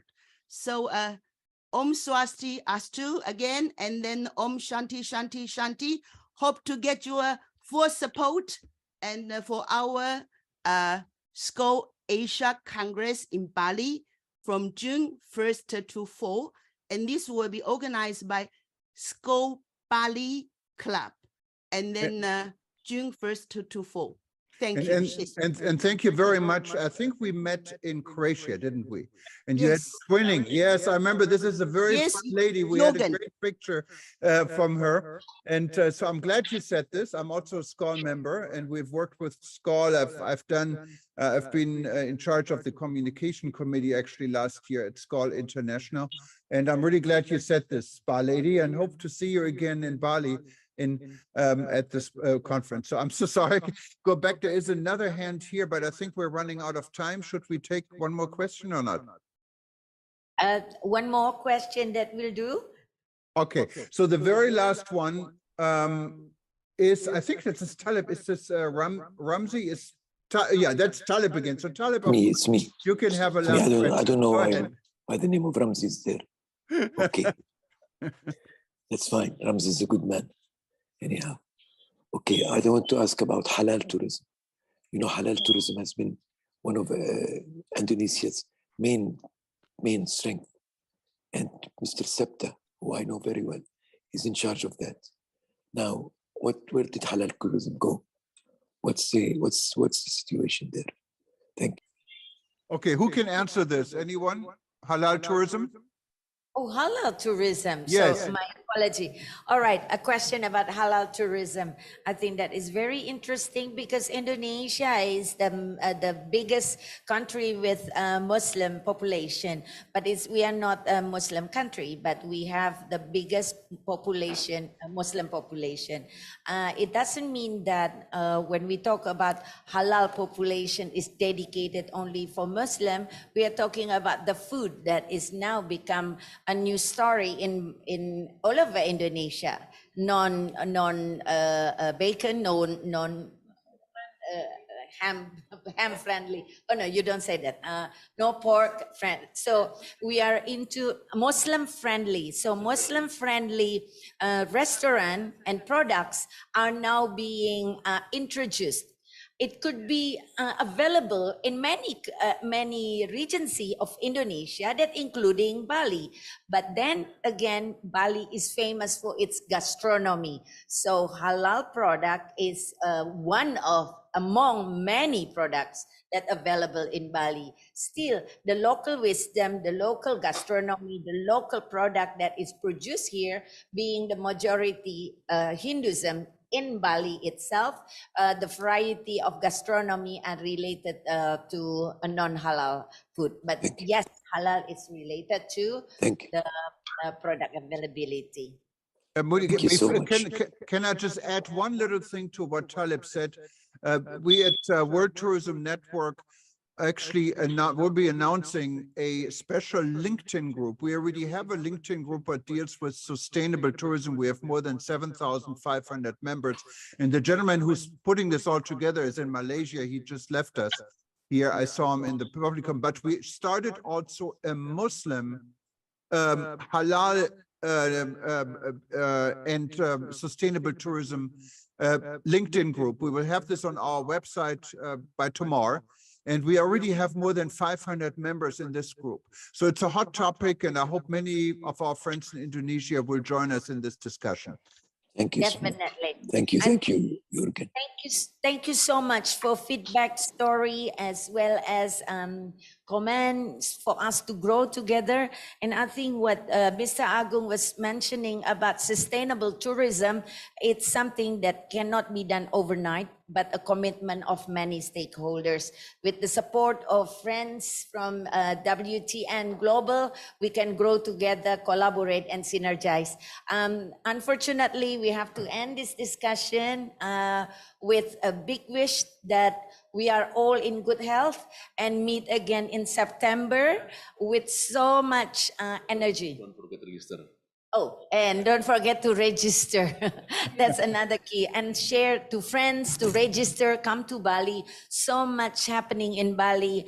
And I think we are optimistic. As Mr. Trisno mentioned on his presentation, the growth in Bali, the arrival of international client coming to Bali become another surprise factors. Surprise us by joining WTN Summit. It's not a conference, it's an open discussion for us to solve many different issues in tourism, including aviation, including product, including accommodation and all new destination. I hope everything that we have shared and the wishes from our minister become one start point for our relationship. Thank you so much. I'm Yoka Darmawan and I hope to see you again in September. Thank you. Thank you.